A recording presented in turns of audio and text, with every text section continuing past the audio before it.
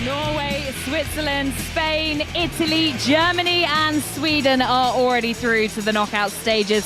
But who out of England, Wales, France and the Netherlands will be joining them? Well, the final two spots in the quarterfinals are up for grabs this evening. It is all to play for, and what a tie for the decider. The Battle of Britain. Could Wales spoil the party for England? Will France make it 3 wins in 3 and send the Netherlands home in the process? We will find out as it happens here live, uninterrupted on 5 Live. So welcome along to Arena St. Gallen. A stunning evening here in Switzerland. High-sided stadium. It's close to the pitch. It feels tight. It feels imposing. A capacity of just 18,251. But somehow tonight it feels bigger. The famous red wall over to our right, quickly being constructed by more and more bodies. England flags draped across every surface over to our left-hand side, and alongside me throughout the evening here in St. Gallen, our commentator Vicky Sparks, former Wales captain Danny Gabardon,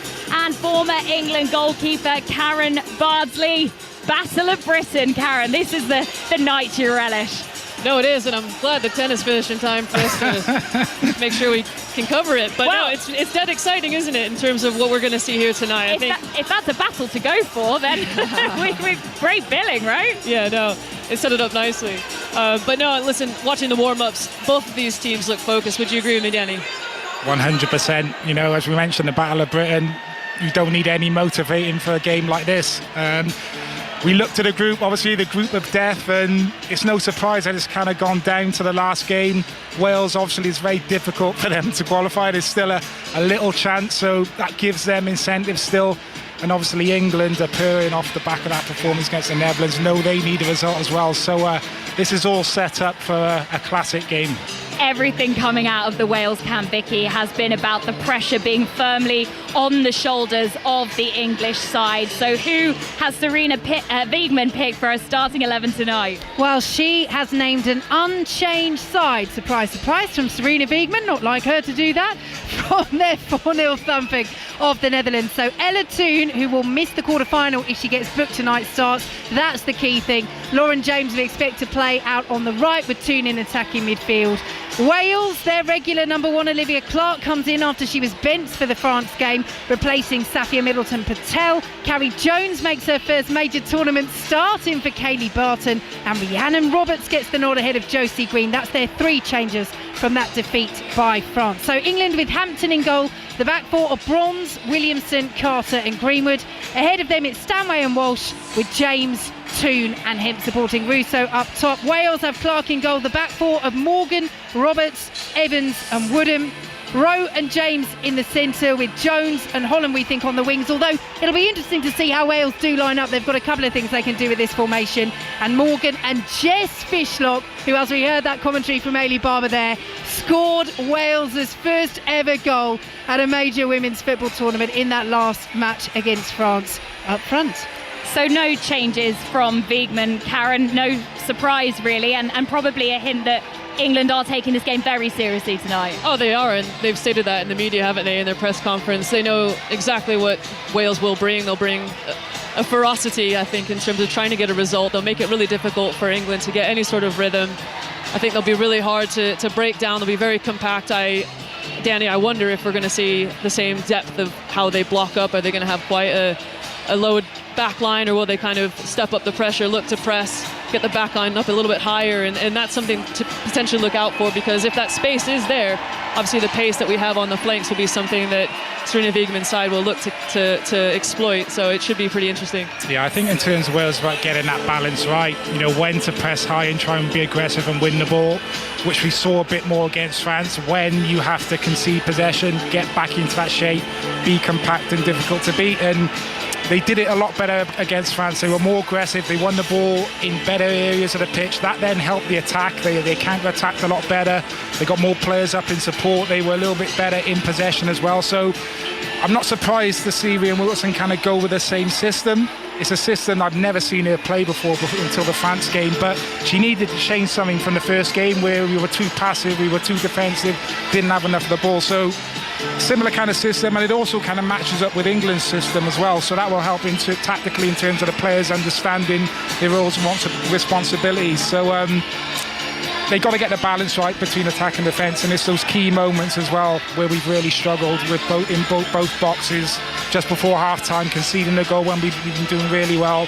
We need to be a lot better at that tonight as well. Yeah, and you touch on the point of balance as well. You know, the likes of Alex Greenwood obviously moving out to left back. I think that was a crucial move from Sarina Wiegman. I think the link up that she obviously has with Lauren Hemp as well, just being to shape around into that wide area, or link up with the likes of Kira Walsh or Georgia Stanway in midfield, I think was something that was really crucial. But Lucy Braun's bombing down that right-hand side, connecting with Lauren James. I think, why would you make any changes? And then to keep, you know, Ella Toon in the midfield. She was outstanding. She adds goals from the midfield. You know, she's disciplined. She was running in behind. She was really versatile, and I think the work that she did off the ball was exquisite. So teams walking out in a couple of minutes. We're going to go and check in on Netherlands-France in a moment, but Vicky, quickly, what are the permutations tonight? So England in the driving seat. They are through to the quarter-finals if they win, or if they draw and the Netherlands don't beat France, or if they avoid defeat here against Wales by 4 goals or more and the Netherlands lose. Wales, as Danny touched on, it is a Snowden-sized mountain to climb. They have got to win by 4 goals or more, and also to have the Netherlands lose to France if they are to reach the quarterfinals. Well, let's see how the teams are shaping up in Basel then. Netherlands against France, this one being watched by Chris Coles. 6 changes for France, Katie, as they look for that point to top the group and set up a quarter-final with 8-time European champions Germany. The equation a bit more complex for the Netherlands, who need to better England's result in order to progress, and if they can't do that, score a boatload of goals against France. But that looks unlikely too, given their all-time top scorer Vivian Miedema only on the bench. Basel looks a picture, both nations very well supported.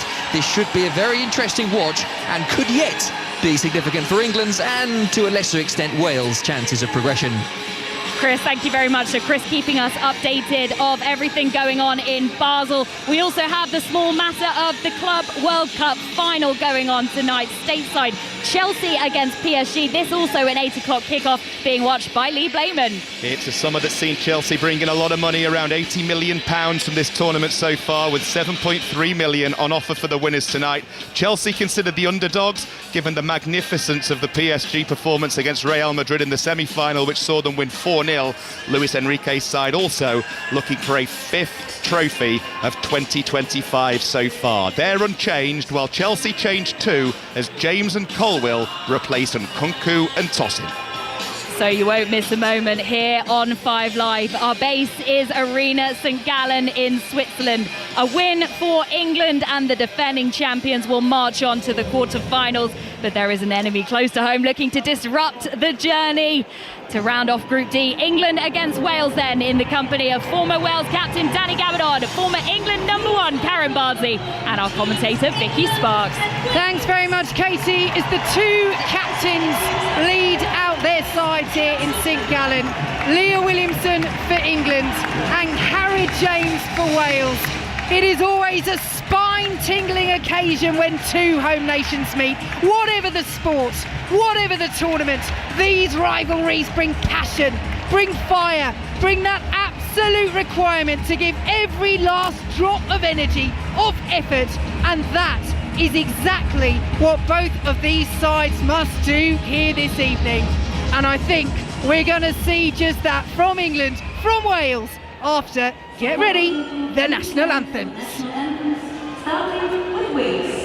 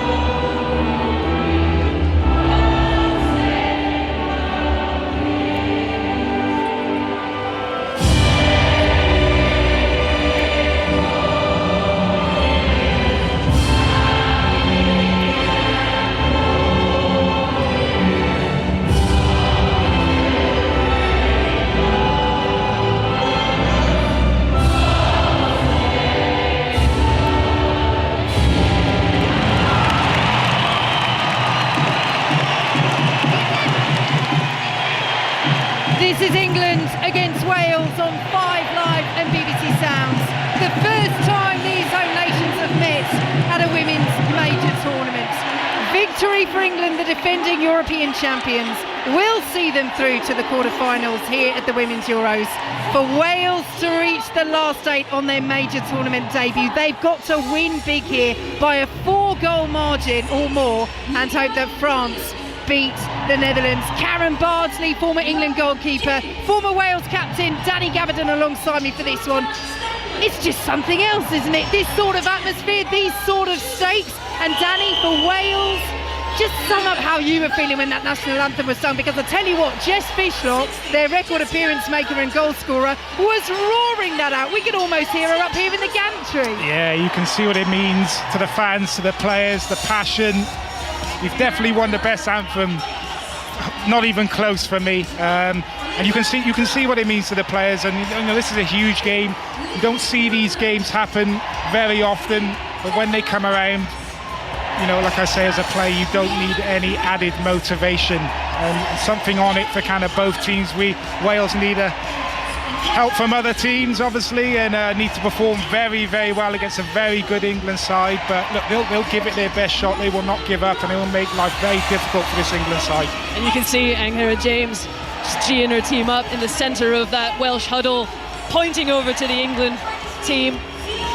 Just how much it means, the spirit that they're going to bring to this game, and I think England are fully aware of that. So the composure that they're going to need to manage that emotion, to quell that sort of athleticism and physicality, I think, from the Wales is going to be crucial. They're going to have to be controlled on the ball and use the ball to dictate the tempo of this game. Well, she's just received that England pennant from Leah Williamson and Angharad James, and she's trotted over to the Welsh dugout getting a final drink. She said in the build-up to this game, the Welsh captain, as a Welsh woman, do you want to knock England out? Of course! It's in our blood, it's in our DNA. The rivalry has always been there. The pressure is all on England. We're ready for the fight. Danny, Karen, pressure all on England? I think so. I think you look at Wales and nothing to lose, really. As we mentioned, very difficult for them to go through to the knockout round. England probably, you know, expected to win with the quality that they have, so, you know, maybe that will play into Wales' hands. We'll just have to wait and see. But as Karen said, you know, they're going to have to match the intensity, the energy, the determination of the Welsh. If they don't do that, then you just never know. But if they do, and the quality that England have, then you'd expect the quality to shine through, and you expect to be a comfortable night for them. I think England know exactly what they're going to have to do today. People say there's a lot of pressure on them, but that's because they are the European champions. They know exactly what they need to do today to get this game over the line. So it is Ella Toone to get the Lionesses underway here, playing from left to right. England against Wales. England unchanged from their 4-0 thumping of the Netherlands. For Wales, 3 changes. The biggest of those, their regular number 1, Olivia Clark, comes in, replacing Safia Middleton Patel. Carrie Jones makes her first major tournament start. She's in for Kayleigh Barton. And Rhiannon Roberts gets the nod ahead of Josie Green. So, Danny, what's going to be key for Wales in this game? As we say, they would need to pull off one of the greatest performance. It would be the greatest performance and result in their history if they're going to go through. They've got to win by 4 and also see France beat the Netherlands. But even getting a draw, which would be their first point at a major tournament, it could send England home. Well, it could, and you know, that is part of the incentive as well. We looked at the France game, obviously Wales getting their first goal in the tournament. That was a big moment for them. Can they spoil the party? Can they spoil the English pie? It's going to take everything they've got. They're going to have to play well in all departments, and they're going to have to defend well. Those kind of difficult moments in games, they need to kind of see them through, but they also have to pose a threat themselves when they have the ball. So have to be very good in all departments tonight. So it is England in possession. Here is Jess Carter, plays it out to this right-hand side, and Leah Williamson. I'll take you through the lineups in a moment, because I wonder if Sarina Wiegman sprung a little surprise here in the formation. Let's just see as England settle back into it. No, right now it has gone back to a 4, but in possession almost looked like a bit of a back 3 there, but maybe Lucy Bronze had just gone walkies. Yeah, no, she's going to get high, isn't she, in terms of that support position that we've seen. But you can see already Georgia Stanway's getting up high. She's trying to play in behind Wales midfield already alongside Ella Toone, and that allows Lauren James to get a little bit higher, but Alessia Roos also threatening behind. So England with defending to do. Lucy Bronze heads the ball away on the edge of the penalty area, and Georgia Stanway will send it back to Bronze. Forward now she goes, intercepted by Wales. Here is Rowe, finds captain Anghara James, and out to the right hand side, and Esther Morgan. Wales playing all in bright reds, England in their white shirts with the red and blue stripes at the top, the blue shorts and the white socks. England with Hampton in goal. The back four of Bronze, Williamson, Carter and Greenwood. Carter again starting in centre half, and Greenwood out at left back after that tactical tweak paid dividends against the Netherlands. Stanway and Walsh in the centre with James, Toon and Hemp. Again, James on the right, Toon in the 10, supporting Alessia Russo up top as Wales get the foot in over on the far side with Carrie Jones, but England still in possession. They want a free kick over on the far side. It's not going to be given, but they work the ball out to the right. Here is Lucy Bronze. It's goalless here. A victory sends England through to the quarterfinals. Wales need a big win and hope that France beat the Netherlands, but even a point for Wales could send England home. If that results in the Netherlands-France game doesn't go England's way. Lucy Bronze with the throw midway through the Wales half. Wales with Clark in goal. The back four of Morgan, Roberts, Evans and Woodham. Ahead of them it's Rowe and James, as Lauren James for England slips over just on the goal line, and that will be a goal kick to Wales. Jones and Holland in the right position, the wide positions with Fishlock and Morgan up top. Just to touch on what Karen was saying, it does look from an England perspective, looks as if Kira Walsh is just going to be the one that sits in front of the two centre backs, Toon and Stanway, almost playing as two number 8s, and I think that kind of sets up well against Wales, because Wales play with two sitters in Anghara James and Rachel Rowe, and Jess Fishlock in that kind of number 10. So I think the plan for England will be to kind of really put pressure on Wales and stop Anghara James and Rachel Rowe getting on the ball, looking to play forward.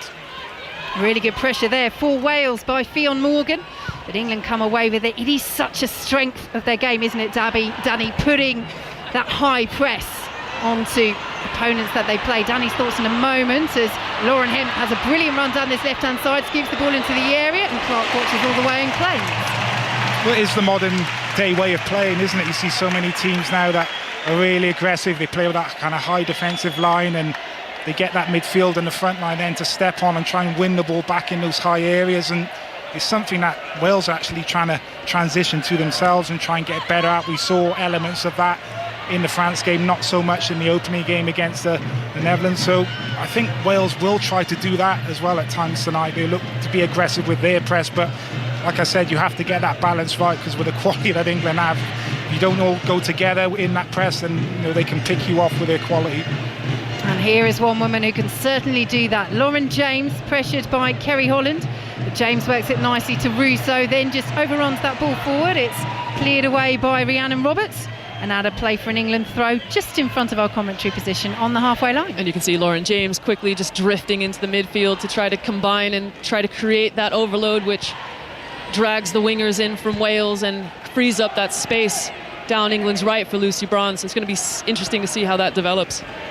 Here goes Alex Greenwood on the left-hand side, dinked forward by Lauren Hemp.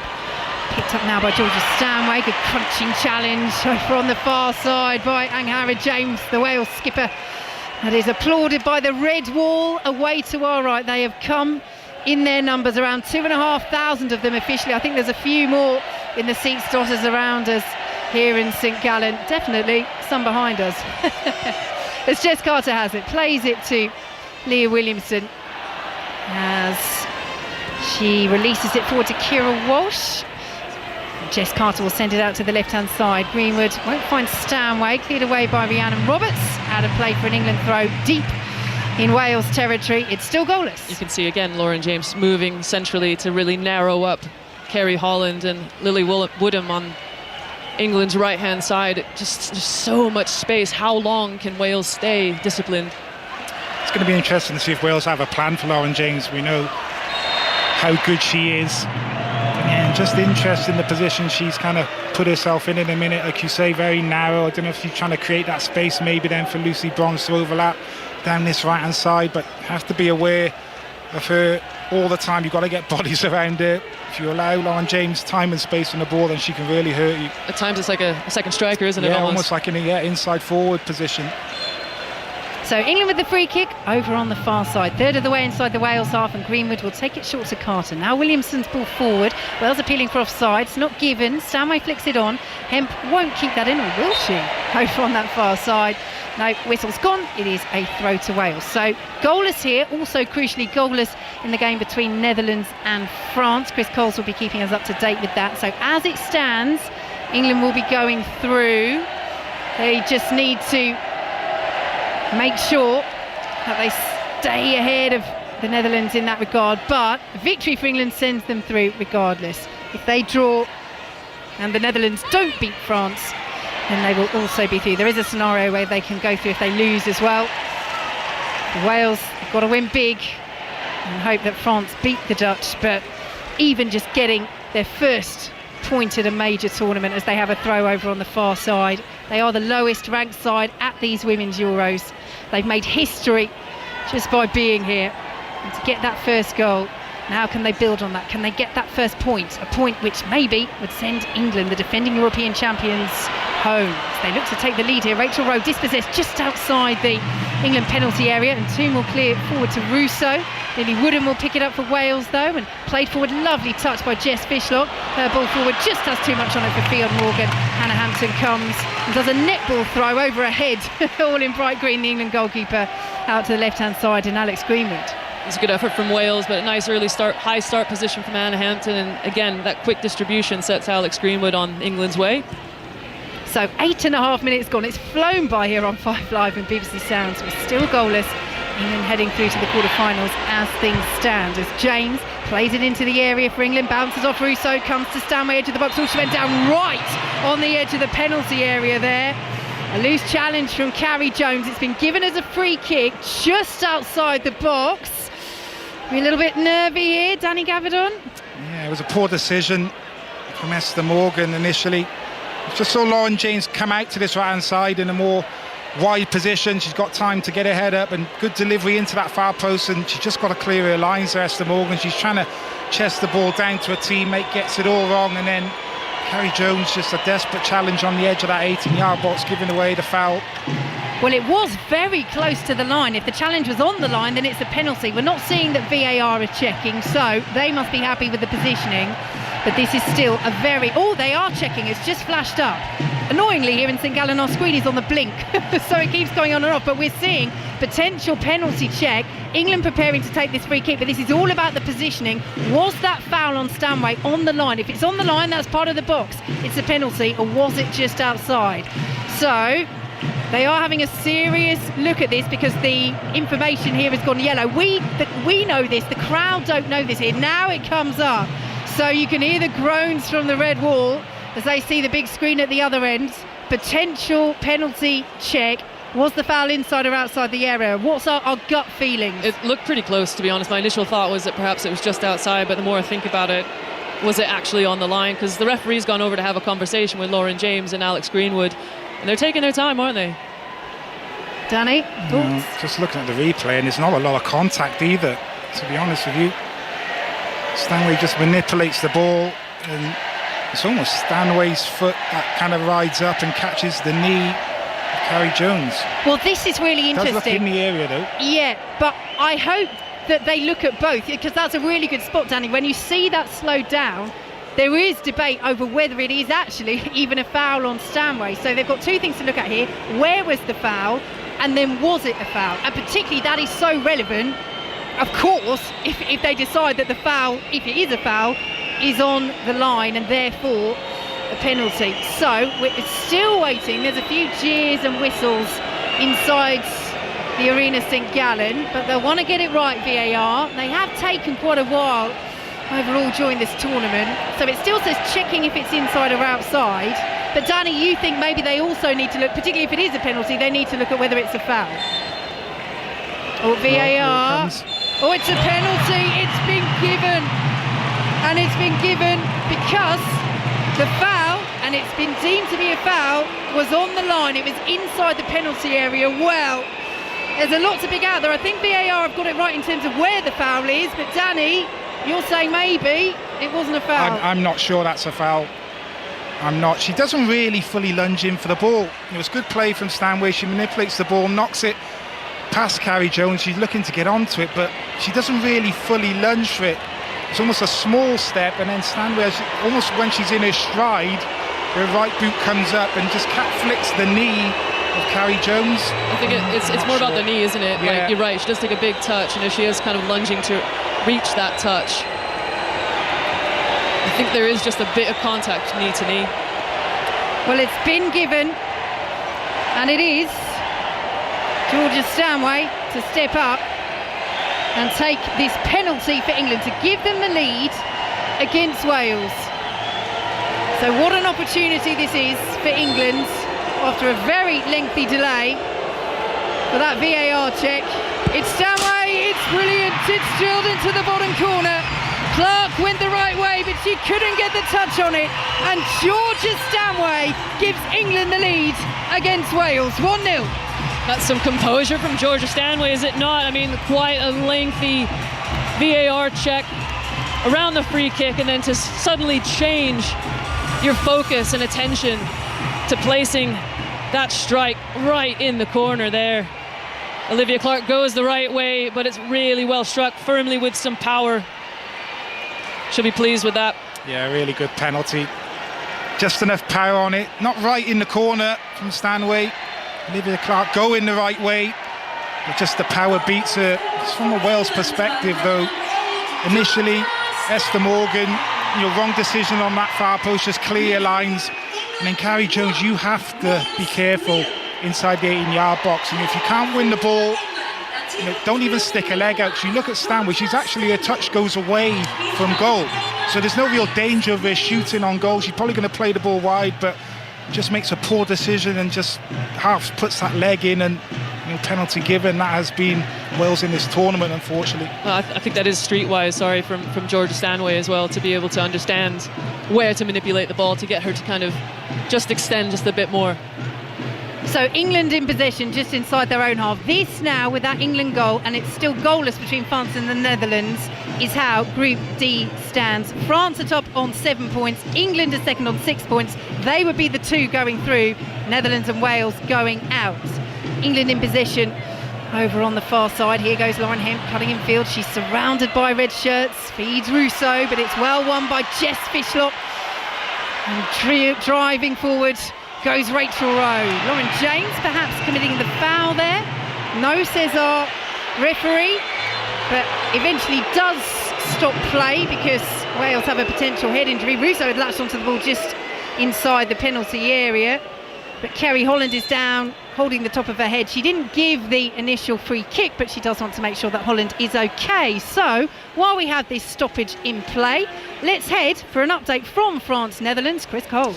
Goalless, Vicky. That England goal means Netherlands have to start scoring. The only way they'll make it through with an England victory is if they beat France by 3 or more goals. They've made a decent start in that regard. They're putting plenty of pressure on the France back line. A Lynn Vilms back post header just over the crossbar, but France looking very dangerous on the counter-attack. Netherlands 0, France 0.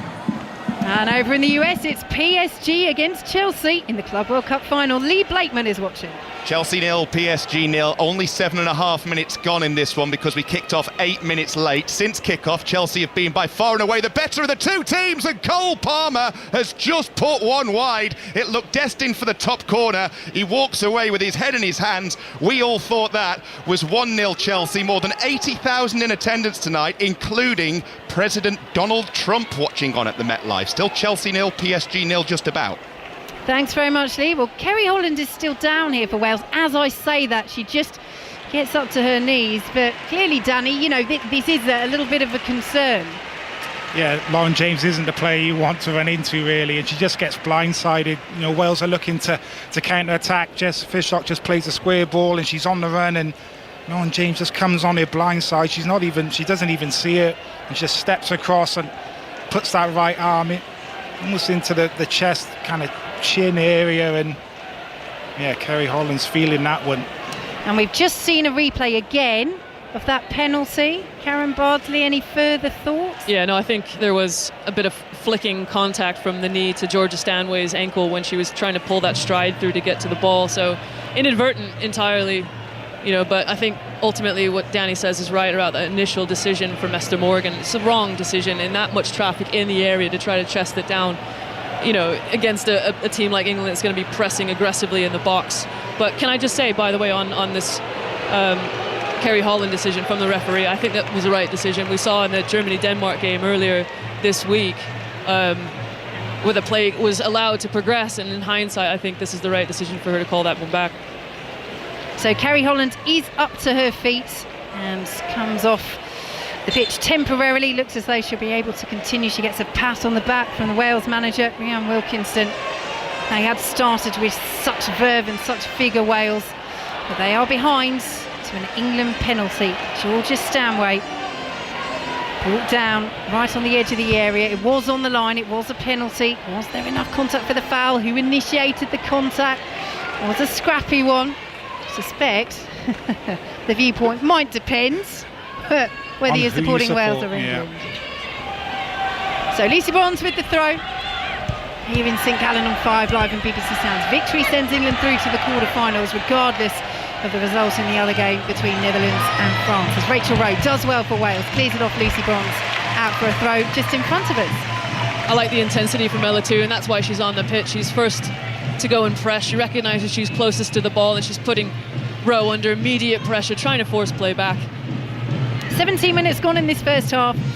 It's England who lead by a goal to nil. Here is Toon, plays it to Lucy Bronze and out to the right hand side, and Lauren James. Infield she goes, good pressure again from Wales as Leah Williamson, the England captain, checks and sends it back to Jess Carter, and Alex Greenwood now over on that far side. It does look a little bit like a 3 at the back in possession for England, with Lauren Hemp playing at left wing back and Lucy Bronze really pushing up at right wing back as that ball over the top won't reach Fionn Morgan, but she allows it to get the little deflection off a white boot and goes out of play for a Wales throw just inside the England half. I think in build-up they are just letting Lucy get forward just a bit more down that right-hand side, which allows Ciara Walsh to actually drop in at times to create that back four, just to provide that central security as well, because Ella Toon and Georgia Stanway look relatively unfazed at the moment. Kerry Holland back on the pitch, flicks it forward for Wales. Rachel Rowe picks it up, she's well marshalled. Toon gets a foot in, steals the ball, plays it to Stanway, England's goal scorer. And out to the left-hand side, the ball spins and Lauren Hemp will control beautifully on her head. Brought that down, but now she's lost it. And here goes Carrie Jones, the player who gave away the penalty for Wales, looking to make amends. She's over the halfway line. Now here's Fishlock, their record goal scorer. She's going to go for goal. Well, she was 25 yards out, but we know she can hit them from there. I'm thinking in particular, Danny, that goal against Italy. Yes, there we go, League. 35 yards in off the bar. Well, wow. the keeper was off her line a little bit as well. But look, worth taking the strike on. Good play from Kerry Holland, just picks the ball up in the pocket of space, finds Fishlock there, and it opened up for the strike, so why not take it on? Well, she is Wales's talisman, Jess Fishlock. She has scored their only goal, their first goal at a major tournament. Wales making this major tournament debut. As Lucy Bronze plays the ball back to Leah Williamson on the halfway line. England leading by a goal to nil. Coming down this left-hand side, ricochets to Russo. Russo could make it 2, really well challenged. Pulls it back, Toon off the line. But second attempt with a follow-up. It's Ella Toon who gets England second. And England are taking a big stride here in St Gallen towards the quarter-finals. And Wales have much, much work to do against the Lionesses here. It's England 2, Wales 0. And it's a scruffy goal, isn't it? But England will certainly take it. I think Wales really struggling to defend the movement in the area. A bit of a ricochet here and there, but it all starts from a big, deep diag from Leah Williams across the pitch, and it's just not dealt with properly from the Welsh defence. And who's there? Alessia Russo. She's first to everything. And like I said, it's a bit scrappy, goal line clearance, but Ella Toon is persistent to slam it home in the end. Does she want to provide any more assists? Someone tell her she's a striker. That's brilliant though from Russo. It really is the vision to kind of pick Toon out there, to know that she's there for the tap-in. Really poor from Wales. Rhiannon Roberts, she needs to deal with that initial ball forward. The clearance needs to be better. Ricochets off an England player. Olivia Clark comes scrambling out. She doesn't get to the ball. Brilliant vision from Russo. I thought maybe she might panic there and try and take the strike on. She was so close to goal, but great vision to pick out Toon there. Well, they know each other so well. They're best mates, those two. And it's similar in a way, Karen, isn't it? Although Toon was a little bit closer to goal that time, to the assist that Russo provided for Toon against the Netherlands, in which game, as Danny touched on there, she got 3 assists in all, a hat-trick of them. She's an incredible player, Alessia Russo. Honestly, she just covers so much ground. She's so selfless in the way that she plays. You know, she links up left, right. She drops into midfield. She can threaten in behind. You know, and she adds goals as well. But you're absolutely right. That composure in that area, you know, to find Tooney, it was just, really well worked. Very fortunate, I think, for England, because as you say, it was really poorly dealt with, I think, by the Welsh defence. Out to the left-hand side they go, and Alex Greenwood, England leading by 2-0. So, again, the table as it stands, France is still top with 7 points, and England second with 6. England will be going through as runners-up to the quarter-finals, as Jess Carter picks up possession outside the centre circle, out to the left-hand side, and Kira Walsh has it, works it forward and picked up now by Georgia Stanway over on the far side. She's well marshalled by 2 red shirts, so sends it back to Jess Carter, ball into the penalty area, looking for Lauren James, who chests it down right hand side of the box. She's got Toon there ahead of her. James with the delivery, it's a good one. Lauren Hemp can't meet it though. It's cleared away by Carrie Jones, picked up now by Greenwood. England look in the mood for more here. It's Walsh, it's just wide, and there's been a goal between the Netherlands, France. Chris Coles. Any jeopardy in this group has seemingly vanished, with France in front against the Dutch. It's the captain, Sandy Toletti, well found on the edge of the area, volleyed into the bottom corner, and it looks very likely now that England and France will be making it through to the quarterfinals. Netherlands 0, France 1. Yep, so that sees France extend their lead at the top of this group. They're heading from 3 wins from 3. And as we say, England would be going through as runners-up. They're leading 2-0 here against Wales, as Lucy Bronze wins that header ahead of Jess Fishlock, and the ball goes out of play for a throw to Wales, which Lily Woodham will take. Danny Gabardon. Yeah, and that has been the issue for Wales in this tournament, in those kind of crucial moments. You know, just poor decision making, individual mistakes. You know, you look at the France game, it was very similar, kind of in and out in possession. In that game they were very good, but in terms of kind of defending your box and making the right decision, you know, managing the situation in the right way. Lauren Hemp swings the ball in, it's headed away at the back by Gemma Evans for Wales, but England will pick it up once more, leading by 2-0 here on 5 Live and BBC Sounds, as James cuts it to Toon on the edge of the area, cleared away by Angharad James, the Wales captain, and out for an England throw. Karen Bardsley. I think England are really getting a lot of joy on both flanks at the moment in time. It's such a dual threat, isn't it, with Lauren James on this right-hand side. I think Lily Woodham at times doesn't know whether she should go in, pick up Lauren James to protect the space, and I think the same thing's happening on the opposite side with Esther Morgan. Here is Leah Williamson for England, leading by 2-0 and heading through as it stands as runners-up to the quarter-finals, with France leading the Netherlands by 1-0 in Group D's other match this evening. Here is Alex Greenwood, picks up the ball just inside the England half, and now Jess Carter slightly overruns it, but there was no red shirt near her, and Carter will send it out to this right-hand side. And Leah Williamson, the England captain, forward now to Lucy Bronze. Walsh has made a good run on this right-hand side, well challenged by Rachel Rowe. Holland will stab it forward, now Rowe once more, crunching block by Georgia Stanway, and the ball goes out of play for a Wales throw. What's your thought process, Karen, in terms of Lauren James and where she's playing at the moment? Very, very central still. I think that actually suits Wales a little bit. I was thinking bodies the same. Around her. Yeah, I mean, it's quite congested in the midfield, and at times actually there's like a gaping hole, and you could see that England were putting maybe 5 in the defensive line for Wales. Here goes Alex Greenwood stealing possession, ball in, James on the volley, 14 yards out into the red wall behind the Wales goal. And Danny Gabardon, you were almost off your seat there. Commentators cursed a little bit there. She volleyed that in the top corner. Delighted to see that go over the bar. From a central position. From a central position, yeah.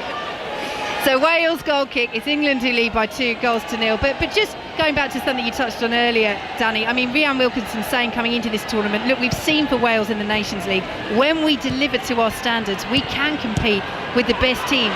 And we saw that, didn't they? They got 2 draws against Sweden. They're coming forward now, ball in from the right-hand side, cleared away by Lucy Bronze. Holland will keep it alive. Now Fishlock trying to lay it off, and it's Angharad James. Brilliant save by Hannah Hampton.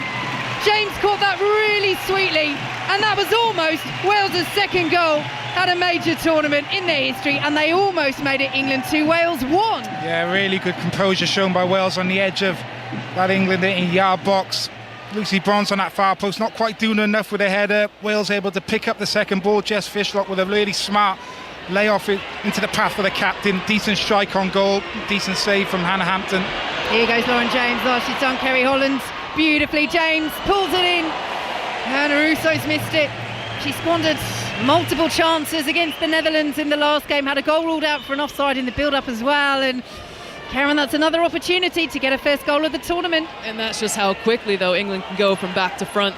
Lauren James, whether she's central or whether she's wide, she's a huge threat, and it looks like this Wales team always have one eye on what she's capable of doing. And could that possibly mean that they're taking an eye off Alessia Russo? But yeah, she gets into grey areas. She just needs to bury one now. Ball forward for Wales has too much on it for Fionn Morgan. Another goal in the match between Netherlands-France. Chris Coles. A glimmer of hope for the Dutch. They've equalised quite spectacularly. Victoria Pelova driving in from 10 yards out. Pero Mannion in the France goal had made a brilliant save from Grant. Pelova hammered in the rebound. The Dutch need another 3 to send them through and to knock France out. Netherlands 1, France 1. Thanks very much, Chris. A reminder, if England win this game in terms of their qualification, it doesn't matter what the Netherlands do. Of course, it matters for the Netherlands and it matters for France, but if England win and they're leading 2-0 against Wales, then they will be through to the quarter-finals as defending champions. They have a throw on the far side. Back to the Club World Cup final, PSG-Chelsea. Lee Blakeman. Chelsea 0, PSG 0, but PSG should be ahead. Desiree Doué cutting in on his left foot, shot from the edge of the area. Brilliant save by Robert Sanchez, low down to his left, strong left hand to keep it at Chelsea 0, PSG 0. So England in possession just inside their own half. But just to pick up on that point, Danny, that we were making about the Nations League, you know, they got a couple of draws against Sweden. They were 2 of the greatest results in Wales' history. They know they can do it on their day as England come forward once again. And Toon is brilliantly challenged by Gemma Evans, goes out of play for an England throw. Yeah, but didn't win a game in that Nations League, and that is where they need to improve. That's the next step for this team. You know, not just competing against better teams, these top nations, it's getting results, and you know they're not quite there yet, and you can see why with the 2 goals conceded. Here goes Toon, plays it into the area, and Hemp met it at the far post. And wow, what a header on the angle. Olivia Clark is beaten at her near post, and England are heading for the quarter-finals. They are 3-0 up against Wales. And again, it's just not dealt with by Wales in this wide area.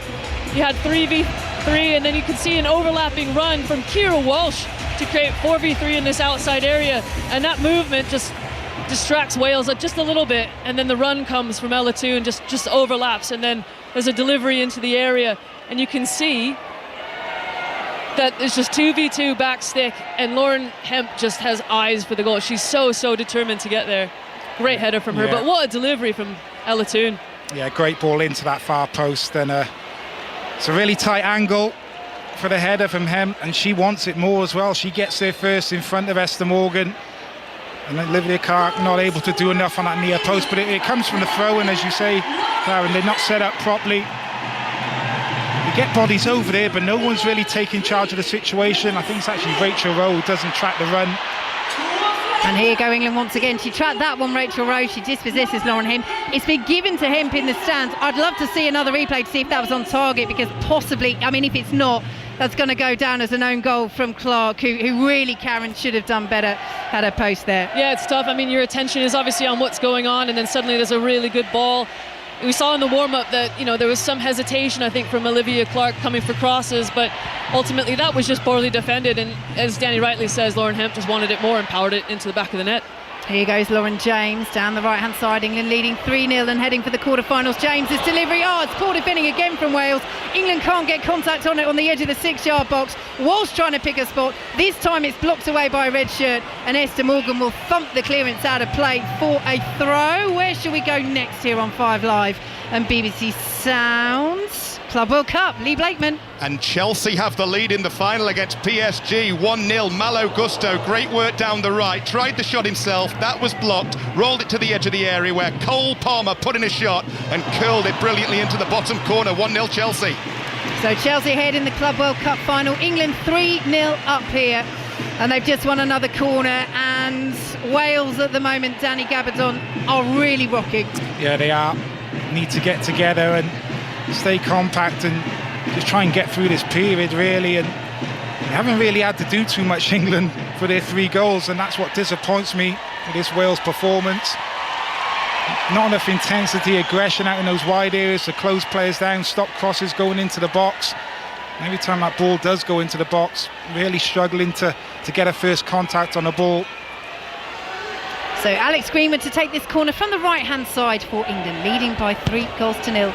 Greenwood swings it in high, it's headed towards goal, and is given, as it goes behind, as a Wales goal kick. Leah Williamson, the England captain, was coming in at the far post there, but they've just got to make better first contacts on these set pieces, Danny.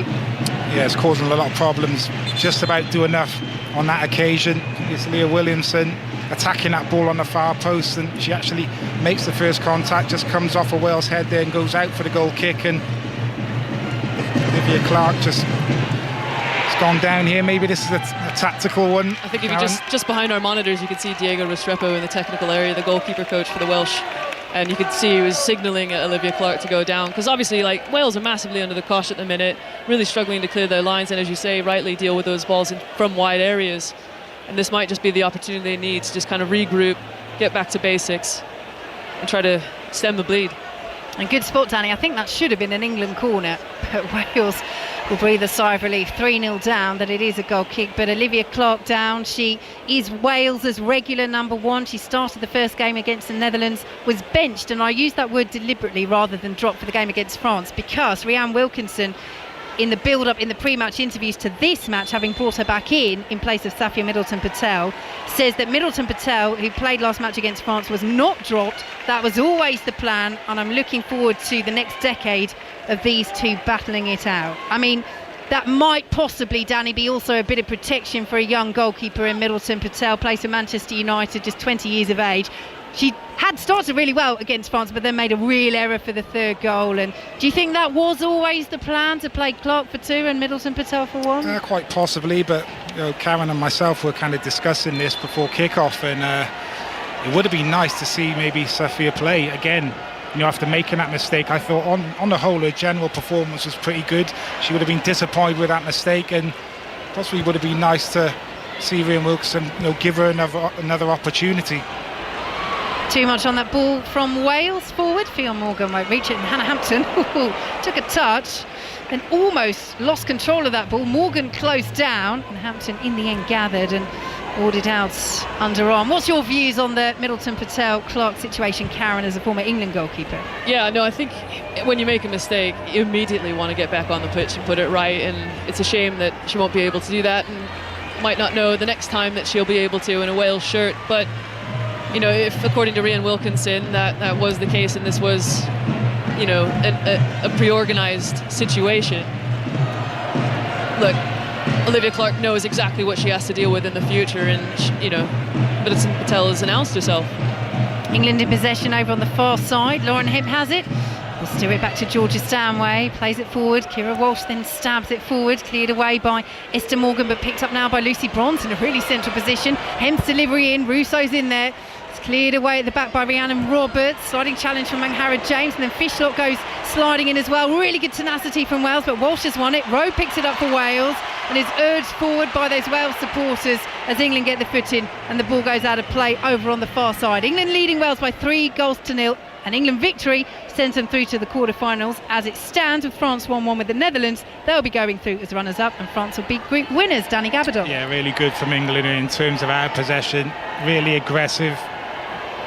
Couple of good challenges coming in from Wales players, and then they're looking to break forward, but it's just so many bodies in that kind of central area. You're looking at Lucy Bronze, the right back. She's even in that central midfield area, just packing that area, making it very difficult for Wales to play out, and then they immediately kind of win the ball back, and they're on the attack again. Here goes Leah Williamson. Slows the play down just inside her own half, and Jess Carter will try and ease away from Jess Fishlock, who's putting on some real pressure there. Good doubling up as well over on that far side by Carrie Jones, who gave away the early penalty, which Stanway put away for England. Initially given as a free kick, but it was on the line, so penalty. Bit of a question over whether there was enough contact, but foul was given. Stanway put it away. Toon and Hemp also on the score sheet for the reigning European champions. It's Leah Williamson has the ball just inside the England half, right-hand side. Tries to fizz it forward to Ella Toon. Interception is made and Lily Wooden will pick it up for Wales and does well. Prevents the corner. England throw deep in Welsh territory. I just keep watching the movement from Lauren James. She just drifts in and out of midfield, almost creates like a box midfield. Here is Kira Walsh, picks it up on the right-hand side. Lauren James pulls it back to Lucy Bronze as they work it into a central position. As Bronze advances towards the penalty area. Wales get the foot in on Georgia Stanway just on the edge of the box, but they're so deep now, the red shirts of Wales, as Leah Williamson plays it out to the right-hand side. Here is Lauren James, a couple of step-overs. Now drives towards the byline, then checks back, trying to get on that left foot. She overruns it though, and Rachel Rowe will bring it away for Wales, plays it forward, but there's nobody there, and Leah Williamson has it back to the Club World Cup final. Lee Blakeman. Listen to this, Chelsea 2, PSG 0, and Cole Palmer's got another in from the right, beat a couple of players on his left foot, and found the same bottom corner as he did 8 minutes ago to make it Chelsea 2, PSG 0. Thanks very much, Lee, as Kerry Holland plays it forward, looking for the run of Fionn Morgan. But Leah Williamson is there and will steer it all the way back to Hannah Hampton. England leading by 3-0. England, who have won all 3 previous games in the women's game when facing a home nation at a major tournament. 2 wins against Scotland, 1 against Northern Ireland. And they're 3-0 up here against Wales, who are making their major tournament debut. They've been getting closer and closer in recent years, haven't they, Danny? Closest they got before Euro 2025 was the World Cup playoffs a couple of years ago, losing to Switzerland in the dying stages of extra time in the playoff final. Would have got to an intercontinental playoff had they done that, but for them to be here, Wales, is a monumental achievement. It will change the game in Wales as Lucy Bronze plays the ball in. Lauren Hemp gets the header, but she flicks it away from goal. Just had too much momentum on her run there. But England really ticking here. Lovely driven ball by Greenwood, laid off by Hemp. Now Stanway. Hemp once more just inside the area. Rachel Rowe makes the tackle, no penalty this time, and sends it forward to Fionn Morgan. She's the furthest Welsh woman forward, midway through her own half. Now has support in Rachel Rowe, but England get the foot in, and it's played back to Leah Williamson on the halfway line. It's brilliant back tackling, everyone's tracking, everyone's doing their responsibilities to make sure that Wales can't get a foothold in. You're seeing Kira Walsh go in, you're seeing Ella Toon, you're seeing Georgia Stanway just get a toe poke to keep possession and just recycle. The composure on the ball is tremendous from England.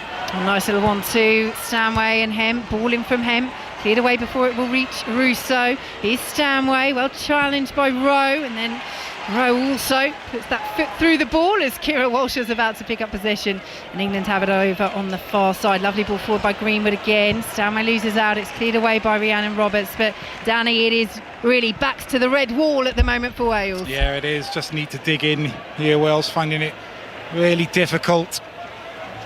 England with the quality that they have, their movement, their fluidity, asking a lot of questions, and just looking at two of those Wales players just really feeling the pace of this game, because they're not really seeing much of the ball, and when they do get it back, not able to retain possession, and that becomes very difficult. England in possession. They are enjoying so much of it. Kira Walsh plays it out to the right-hand side. They're leading by 3-0, England, with 5 minutes to go until half-time as Lauren James wins possession, sends it in. Russo's there. Really good challenge in the centre by Gemma Evans. She's limping away from it, but still has defending to do as Walsh has it. Plays it towards Georgia Stanway. Down by the byline. Clark makes the save. It bounces off Rachel Rowe and back into the grateful arms of Olivia Clark, and England still lead 3-0 and are heading for the quarterfinals. There's a real determination about the way England are playing. I mean, Lauren James just first to everything. The knockdowns, the deliveries into the area, and Alessia Russo is always making herself a threat. She's constantly occupying centre backs, making sure that they know that she's there. It's a really interesting performance in terms of, I don't even think that England have really gotten out of third gear, to be honest. No, they haven't. And outstanding defender from Gemma Evans on that near post. Just Russo looking to dart into that near post area and finish that exquisite cross from Lauren James, but did really well, Gemma Evans, on that near post to get there first. And those runs of Stanway as well. Rachel Rowe and Hannah James really struggling with those runs in behind. And Olivia Clark just took a big risk there, the Wales goalkeeper. Nifty footwork in the end just to keep it away from that England attack. Thought we might see another Safia Middleton-Patel moment against France there, but they get away with it, Wales. But they are still trailing by 3-0. England in possession just inside their own half. Another goal in the game between Netherlands and France. Chris Coles. Well, another goal for the Dutch. They now lead France by 2-1. A Batja own goal. Netherlands breaking down the left-hand side. A low ball in. Berenstain just missed it. The unfortunate Selma Batja turned it into her own net. Netherlands need 2 more. Netherlands 2, France 1. Thanks very much indeed, Chris. As Wales bring it forwards, Jess Carter intercepts on the edge of the centre circle. Leah Williamson has it now for England. Back to Carter once more as England enjoy a bit of possession, and that goal could be key for England in terms of where they finish, because as it stands, England are now top of the group. If they win and the Netherlands beat France, brackets by a margin of fewer than 7 goals, England will go through as group winners. As it stands, France going through as runners-up, as Lee says. For the Netherlands to edge them out, then they need to score more goals and beat France by 3 goals or more. So it's all changed here at the top of Group D. Lucy Bronze wins a free kick for England midway through the Wales half. They lead by 3-0. They're doing their job, Karen. They knew that they had to come into this game and win, and then it didn't matter what happened in the other game, but could go through as group winners as Ella Toone picks it up on this right-hand side. Back to Lucy Bronze. Karen's thoughts in a moment, but England are building once more as they look for a 4th before half-time here on 5 Live and BBC Sounds. Oh, lovely dink ball by Lauren James. Ella Toone pulls it across, and it's Russo, and it is 4-0. And there's that combination again, reversed this time. Toone turning provider for Alessia Russo, and England, the defending European champions, are set for the last 8 in some style. Before half-time, they lead Wales by 4-0. And that's deserved, I think, for Alessia Russo. She's been putting herself about all game today already. Really dangerous areas, but ultimately staying central in between the posts and really occupying those centre backs. But that combination between Ella Toone and LJ is a potential thought about offside, but no, it looks like she's on to me. But to be able to slip that in between the centre backs, that's just far too easy for England. But the composure there to take it 1-2 touch. Alessia Russo's in absolutely acres of space in the central 6-yard box. Yeah, Alessia Russo getting the goal she deserves. She's been brilliant in this tournament. She's deserved that. Again, defensively, from a Wales perspective, they got 3 players against 2 England players on that left side, and England are still able to get in behind. You know, players just passive, watching the ball, nobody's tracking the run, and you just can't defend like that at this level. You get punished. Yes, it's been a chastening evening so far for Wales. That was a decent ball forward from Kerry Holland, looking for the run of Carrie Jones as we enter 5 minutes of added time at the end of this first half, a half in which England have scored 4. And because Netherlands are winning in the game against France, England currently top of the group. Incidentally, and we've still got a half of football to play, but should England win the group, they will play Germany in the quarterfinals, and they will also end up on the same side of the draw as the reigning world champion Spain. If they finish runners-up, they get Sweden in the quarterfinals. Sweden, who was so brilliant against Germany last night to win Group C, and then it would be a semi-final against Norway or Italy. Plenty of time to dig into that, but all England focus on is getting their own job done, whether it means they finish as winners or runners-up. There's Alessia Russo gets a flick on it, and then Lauren James side foots over from 7 yards out, and Karen Parsley could so easily have been 5. Wales are really struggling to cope with anything delivered from wide areas. I mean, Lauren Hemp, she just has a variety of crosses. She can drive them, she can hang them up, and in that moment she found Alessia Russo in the centre of the box, really well hung up. But I mean, just the defending 1v1, they're not winning their duels. Yeah, Wales are really struggling. Not switched on. I'm looking at Lily Woodham there on that far post. She doesn't even know Lauren James is making the run inside of her. Watching the ball, expecting Gemma Evans to head it. She doesn't. She should do better with a chance. Lauren James there. Good opportunity for her. Here goes Lucy Bronze, stinks it over the head of Alessia Russo, and Lily Woodham shepherds it all the way back to goalkeeper Olivia Clark. Changes for Wales needed at half-time, Danny, in terms of personnel? I'm not quite sure what Ian Wilkinson's going to do. Really disappointing first half performance, particularly defensively. Yeah, maybe personnel changes, freshen things up, maybe change to a back five, possibly. Maybe Sophie Ingle to come on, I don't know. But the game's obviously gone away from Wales now. They're in possession inside their own penalty area. England leading by 4-0 and currently going through as group winners. Karen Bardsley. Yeah, I think we were thinking about this all day yesterday when we were watching the Germany-Sweden game, because really, I mean, those are two fantastic teams, but I'll be honest, I think we could probably do better against the likes of Germany, because they're just all over the place at the moment. But you don't want to be on that side with Spain. That's it, isn't it? You almost look at that semi-final as much as you look at the quarter-final, as the ball goes out of play in terms of the route it could be for England. So Wales win a corner though. Can they get a goal back before half-time? The chance of getting through to the quarter-finals for Wales, a slim chance anyway. But that is gone. They had to beat England by 4 goals and hope that France beat the Netherlands. Everything is going against Wales at the moment, but can they get their second goal at a major tournament on their major tournament debut? And the camera, no surprise, focuses on Jess Fishlock, who got that debut major tournament goal for Wales in their last match against France. In added time here at the end of the first half, Lily Woodham sends the corner in. It's flicked across goal, comes out to Rachel Rowe. She's going to have a drive just over the bar. Really good hit from Rachel Rowe. And Danny, that was something for those Wales fans over to our right to cheer and applaud in the red wall. Yeah, a little bit of hope for the red wall. Just on the edge of the 18-yard box as that ball comes out from the corner, Rachel Rowe, really good first touch, which sets up the strike and catches it really well. Just not able to keep it down. Much better from Wales though. Slight hope. Now to the left-hand side go England. Williamson's delivery.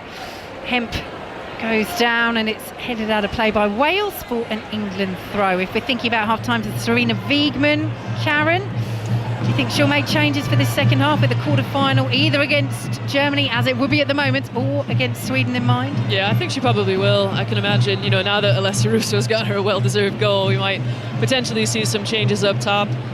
Perhaps Grace Clinton on for Georgia Stanway, etc. No, not because, you know, they're playing poorly at all, but just to rest some legs, and especially the players that have been dealing with the recovery from injury. It's important to consider there's a long way to go. Well, Lauren James has gone down. She wanted a free kick there. I was going to say Lauren James is fuming, but she's such a chilled, relaxed player that she just spreads her arms and looks at the assistant. I think that is Lauren James fuming, to be honest. It's a bit like Serena Wiegman, so calm in the technical area, and then if you see any kind of, you know, frustration, as we did in the game against France, you think, oh gosh, she is quite riled up, as Wales send the goal kick out to the right hand side. Yeah, she is such a calm presence on the ball, but I think she's probably fuming inside. Well, Wales have almost got a 4-on-3 there, but really well defended by Jess Carter. Good covering, and Hannah Hampton plays the ball out to the edge of the England penalty area. It's picked up by Greenwood. England playing themselves into a little bit of trouble here. Oh, it's given away by Hampton. Could this be Fishlock's moment again? She's dragged it wide from the edge of the box. Sloppy from England. What a chance for Wales. Yeah, it's just that first touch. And Jess Fishlock doesn't set herself up for the strike, but good pressure from Wales. They press high inside that England 80-yard box. They pressure Hampton. She makes the mistake, just plays the ball to Fishlock on the edge of the 18-yard box, and she just moves it onto her left foot and drags the shot. And I'm not going to tell you on the close-up what Jess Fishlock said there, but you might be able to guess. What a good half for England though. They're leading by 4-0. Goals for Stanway from the penalty spot, Toon, Hemp and Russo. 4 different goal scorers certainly will please Serena Wiegman. But Karen, they came into this game knowing what they had to do. Victory, and they're through to the quarter-finals. And they absolutely are going about their business with the professionalism and the seriousness with which we would expect.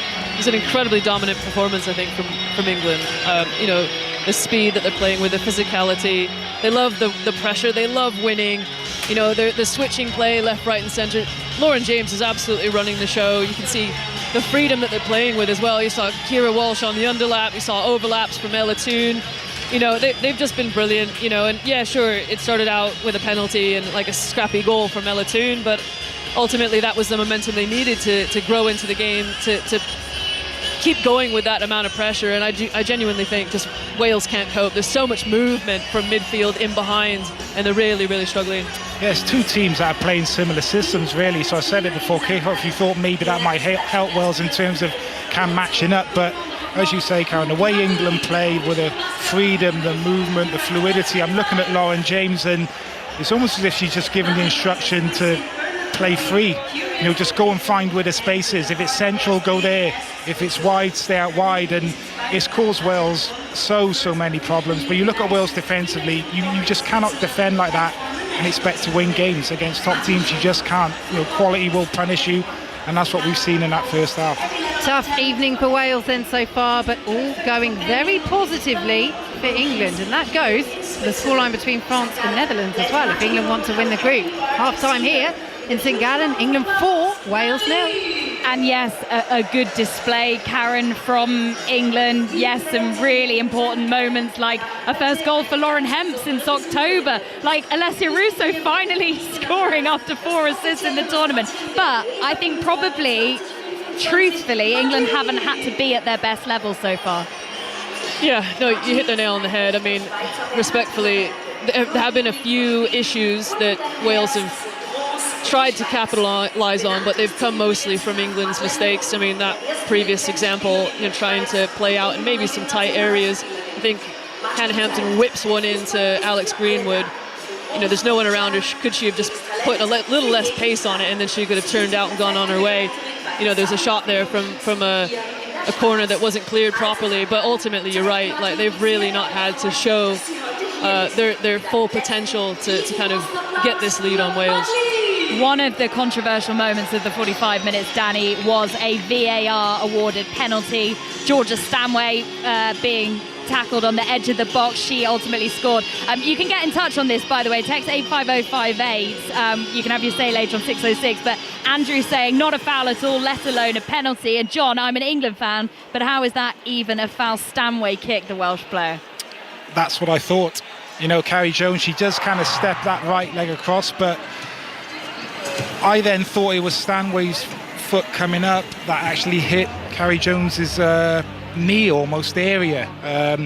Look, when you see it again, it's a little bit more clear. It's a difficult one, obviously, for the ref, but you know, with VAR kind of looking at it then, you think maybe that they might get it right. Yes, it kind of was in the box, but I don't really think Carrie Jones stepped across enough, you know, to kind of force the contact. It was almost Stanway then looking to run after the ball, and her leg kind of flicks up and hit Carrie Jones's knee. So, look, it's given.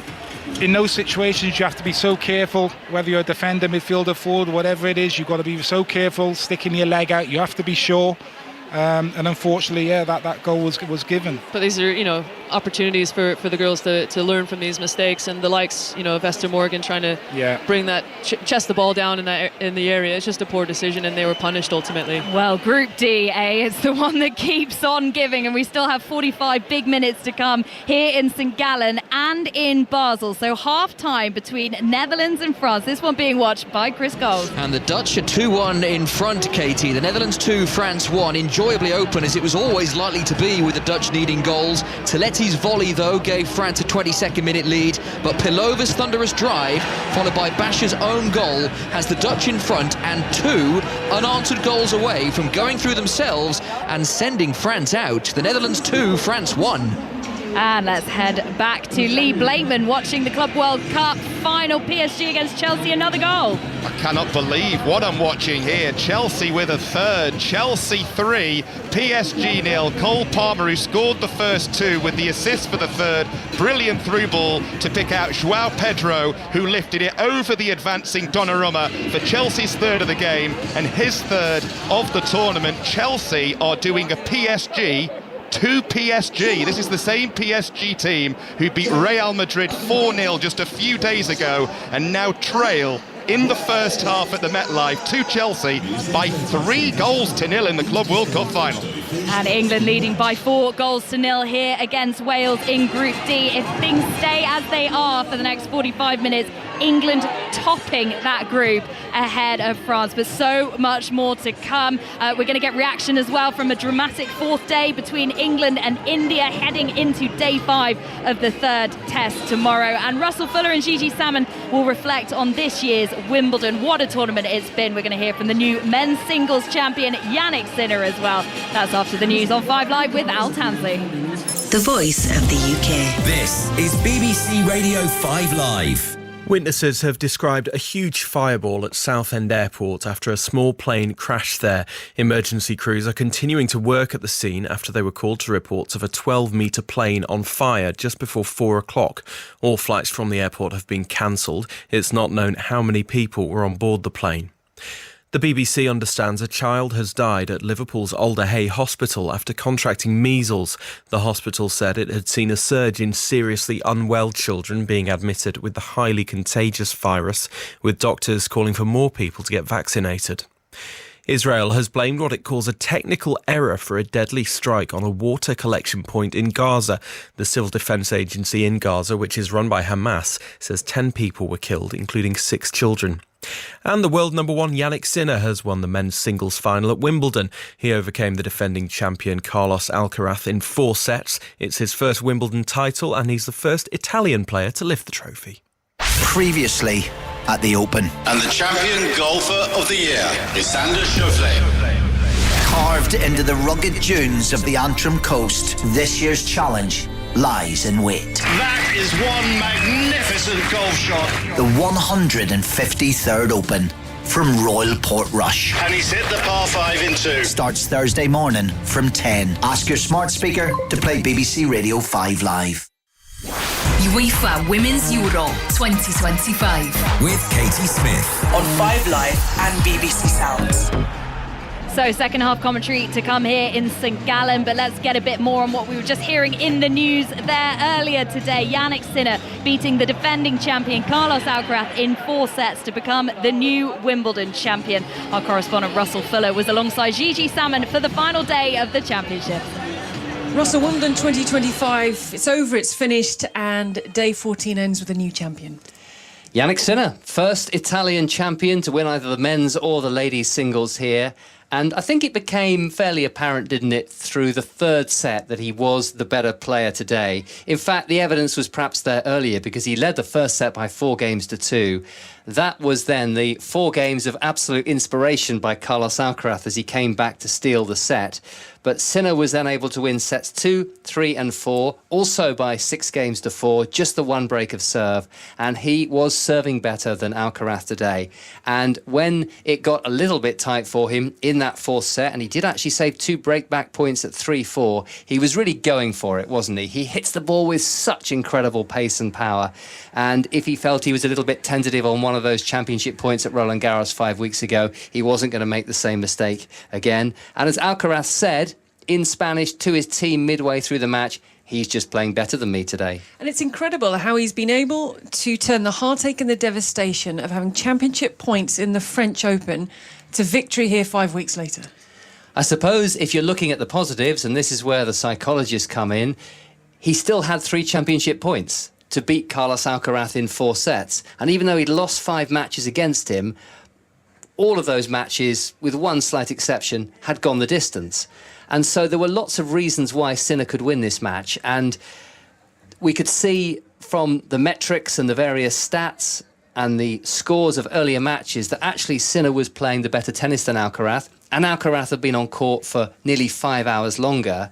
I think perhaps what people thought was, on a grass court, can Yannick Sinner beat Carlos Alcaraz? Will Alcaraz continue to do the extraordinary that we've seen time and time again? Well, the answer to the latter was no, and Sinner played like the world number 1 he is, the man who has been consistently the best player in the world for the last 18 months. Right, let's hear from the new Wimbledon champion. I had a very tough loss in Paris, so But at the end of the day, it doesn't really matter how you win or you lose. The especially important tournaments, you just have to understand what you did wrong, trying to work on that. That's exactly what we did. We tried to accept the loss and just kept working. And this is for sure one of the reasons why I hold this trophy here. I'm just so grateful that I'm healthy, that I have great people around me, which is the most important part, and having this trophy with me means a lot.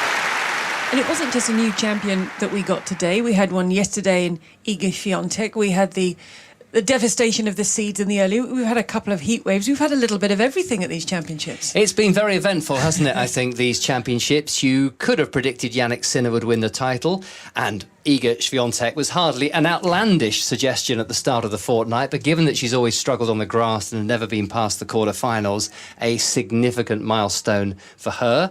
And yes, there were 23 British players in the singles draw at one stage. That always seems quite a long time ago, doesn't it, the first week of the championships? But I think that was a fitting finish between Sinner and Alcaraz. After yesterday's blowout, the 6-love win for Świątek, we certainly got a very competitive match, a very enjoyable match, some spectacular rallies. OK, it didn't live up to Roland Garros, but in all honesty, it was very unlikely to. And just like that, the grass court season is over. And Iga Świątek and Jannik Sinner will be guests of honour at the Champions Dinner later this evening. Thanks so much to Gigi and Russell and the rest of the Wimbledon team for such an epic fortnight of tennis. We had a dramatic end to the fourth day of the third test a little earlier between England and India too, leaving the tourists needing 135 runs to win at Lord's tomorrow with 6 wickets remaining. Eleanor Oldroyd spoke afterwards to England's assistant coach Marcus Trescothick about that thrilling finish. Incredible, wasn't it? I think that last hour's viewing, obviously a couple of early wickets for us. The excitement of our guys running in really well. There's a bit of niggle out there. The atmosphere obviously was brilliant. It just makes sure, just shows everybody how important Test cricket is, and it just creates for a great spectacle for everyone to be involved in. What's the scene like in the dressing room when all that's happening? Because we know that Brendan McCullum just sits with his feet up all the time. What were the rest of you doing? Look, I think we're fairly relaxed. I don't think, you're never going to see us up jumping about, massive celebrations, because it's like you're just controlling the emotions of what's going on. There's enough there that the lads would pick up on what's going on. They're feeling it out there at the moment. They get the buzz of what's going on. So I think we all enjoy every wicket that goes on, but you're still very controlled on what you're trying to do. So, India 58 for 4 at the end of the day, needing 135 runs to win at Lord's tomorrow. 6 wickets remaining. Test match special returns tomorrow morning for the final day on Sports Extra at 10 o'clock. It's England 4, Wales 0 at half-time here in St Gallen. Following us at 10:30 this evening on 5 Live. It'll be 6:06. Natalie Pike and Tony Duggan taking your calls. Evening both. Who do you want to hear from? Good evening, Katie. Thank you so much. We want to hear from England fans, buoyant, excited England fans, of course. As it stands, England are going to top the group, which really, Tony, is not something we thought we were going to say 2 games ago. Yeah, I mean, the first game performance, and now look at them, they're flying, they're playing with confidence, and Russo finally got a goal and Toonen amongst the assists. It's been a great first half for England, but I think England finishing second is probably better for the better route to the final, so just keeping an eye on the other game as well, where Holland's winning 2-1 against France. Katie. Was it a penalty, Tony, though? Oh, I think it was harsh. I think if you're Welsh, then you're fuming, aren't you? But I'm English, so I was buzzing. Great stuff. Tony and Natalie back with you 10:30 this evening, 6:06. Get your calls in. Katie, book them in. Get the calls in. Book him in. And we've got Club World Cup action as well. Chelsea currently 3-0 up against PSG at half-time. 08085 909 693. Right, the players back out here just at the end of half-time in St Gallen. It is England 4, Wales 0. Some changes being made over in the Welsh half of the pitch. We'll hand you back to our commentary team. Former Wales captain Danny Gabardon, former England #1 Karen Bardsley, and our commentator Vicky Sparks. Thank you very much, Katie. So yes, that changed for Wales at half-time. Josie Green of Crystal Palace is on, and Lily Woodham is replaced. And Jess Park has come on as well for England, as has Beth Mead. Lauren Hemp, one of those, going off. And Ella Toone coming off as well. So no surprise. Let's start with England there, Karen, because particularly with Toone coming off, she had a yellow card from earlier in the tournament against France. If she gets another booking, before the end of the quarter-final she'll miss the next game. So that seems pretty obvious. Take her off now, and then she's not risking getting a yellow in this game and having to sit out a quarter-final. Yeah, she's been integral, I think, to England's success, and she's proved, I think, why she probably deserves a place in the starting 11, but we certainly can't put her at risk. So we've seen that obviously go absolutely wrong in that Norway-Iceland game, didn't we, not too long ago, when they player on the yellow received a red card. Now they're unavailable, so we certainly don't want that happening to Tooney.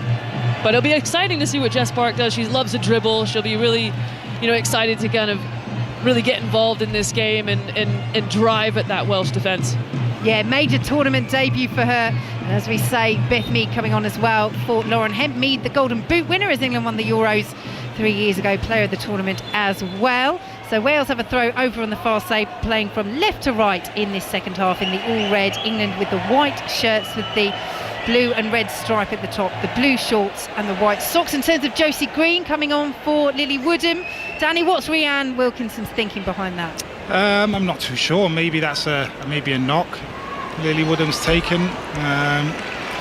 But looking at Josie Green, and she's come into that kind of right back position, and looks like Esther Morgan has gone to that left back position. Looks like similar system to what we saw in that first half, and Lauren James has come out onto this left hand side with England's changes, so I'm not sure if the substitute Josie Green would be too happy to see her switch to her side. Kerry Holland is down over on the far side of the pitch for Wales. Now she's up to her feet, and here is Josie Green, the substitute for Wales, winning a throw off Alex Greenwood. So England with Hampton in goal, the back four of bronze, Williamson, Carter and Greenwood. Ahead of them, Stanway and Walsh. Park able to drop back and make that a 3 as well. With James starting on the left, Mead starting on the right, and Alessia Russo getting her first goal of this tournament, scoring England's fourth shortly before half-time up top as Wales win another throw midway through the England half on this near side. So as it stands, England going through. Victory means they'll go through regardless of the scoreline in the other game. But with the Netherlands beating France 2-1, England currently going through top. That means they will play Germany in the quarterfinals, and then either Spain or Switzerland, the hosts, in the semis. If they finish runners-up, they'll get Sweden in the last 8, and then either Norway or Italy. Both sides outside the world's top 10. So as Tony Duggan was just touching on there, it's one of those for England. How far ahead do you look?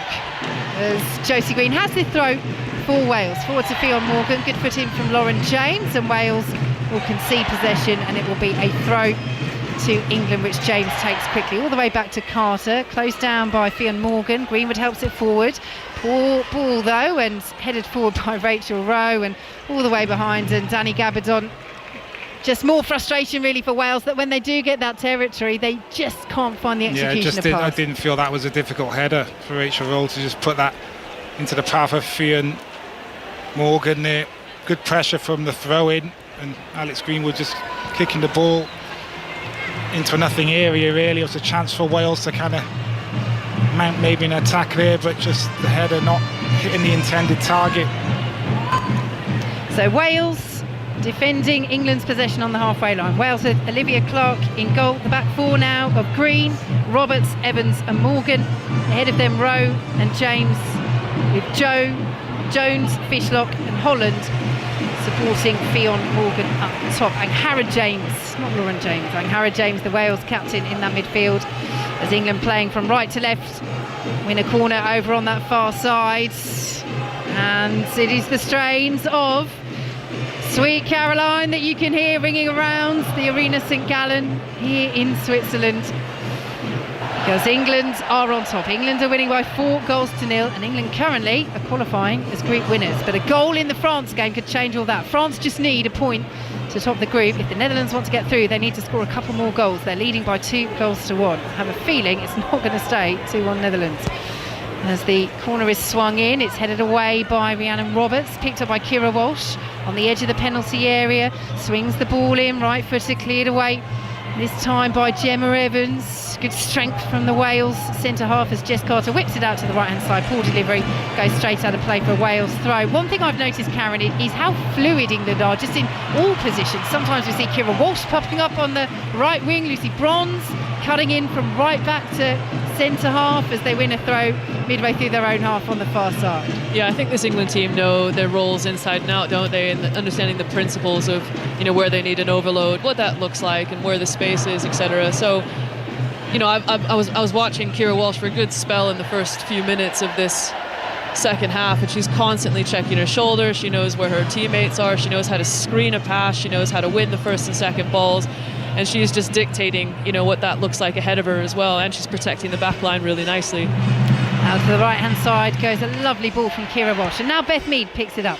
Plays it back to Lucy Bronze. England winning by 4-0 here against Wales. And Mead has so much space on this right-hand side. Cuts inside into the penalty area. Little ricochet will carry to Russo. Left-hand side of the box. Hooks it to the far post. It's a poor delivery. Esther Morgan jumped up for the header.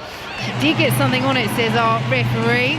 Wales are protesting because they feel that shouldn't be a corner, but it's given as an England corner, and she could have let that go, really, Danny. I mean, there were no England players really anywhere near it. Yeah, she could have, but she needs telling. Where's the communication there between the players? She probably feels maybe that she's going to be challenged on that far post, not aware really of her surroundings. She just needs a shout there just to let that go. Doesn't get one. So another corner for England to be taken by Alex Greenwood from this right-hand side. England's number 5 as England look for number 5 against Wales. Greenwood sent it in. Williamson's there. Oh, might have been a handball there. Clark gets something on it. England are screaming for a penalty. Referee hasn't given it. I think VAR are going to have a big look at that. A lot of shouts there going up from the white shirts of England as Kira Walsh drives the ball into the area. Brilliant delivery. Back across goal and off the post. The effort from Park, it hits the post as Russo was sliding in, trying to convert. Walsh trying to bring it forward once again. Wales win a free kick just outside their own penalty area. Plenty to pick out there, but first to Netherlands-France, Chris Coles. Remains Netherlands 2, France 1. France looking to regain some control. It's getting a little too close for comfort for them, and they've had a decent chance to equalise. Delphine Cascarino, back post volley, a couple of yards over. The Dutch still need 2 more goals. The French need 1 to top the group. Netherlands 2, France 1. Thanks very much, Chris. Who wants to start with that? Brilliant England attacking. But Danny? I'm just wondering if they're going to look at that penalty shout or not. Has it gone too far past for the phases of play? But Karen, I think this is yours. This is an outstanding save, by the way, from Olivia Clark. Yeah, to prevent a 5th. Yeah, no, they're just showing that replay for potential handball deflection or something. But yeah, what a tremendous ball in to find Jess Parks on the volley, but pulls out a tremendous save from Olivia Clark at full stretch, going the opposite direction.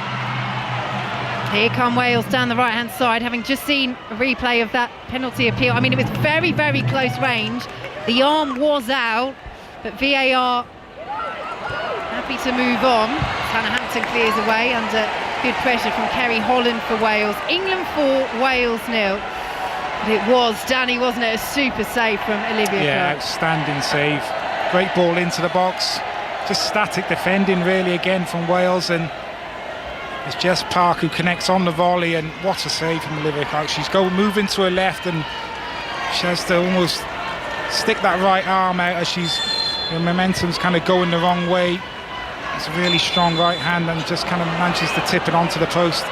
Wow, the referee has altered a Wales throw to an England throw here. I don't know whether that's for a foul throw or just for time wasting from Josie Green. I mean, I think she was just trying to pick her spot. Anyway, Green's won the header. Fishlock won't latch onto it. Little touch from Stanway will only take it straight out of play, and England still lead by 4-0, and England still are topping the group as it stands. Karen Bardsley. England have found themselves under an element of pressure, I think, with these Welsh throw-ins or these England throw-ins that are just not being dealt with properly. Wales look like they're really stepping up the pressure in the second half, just trying to force any sort of mistakes, and they're rushing those decisions from Jess Carter. So, I mean, maybe that will continue to pay dividends if they can get into those areas, Danny.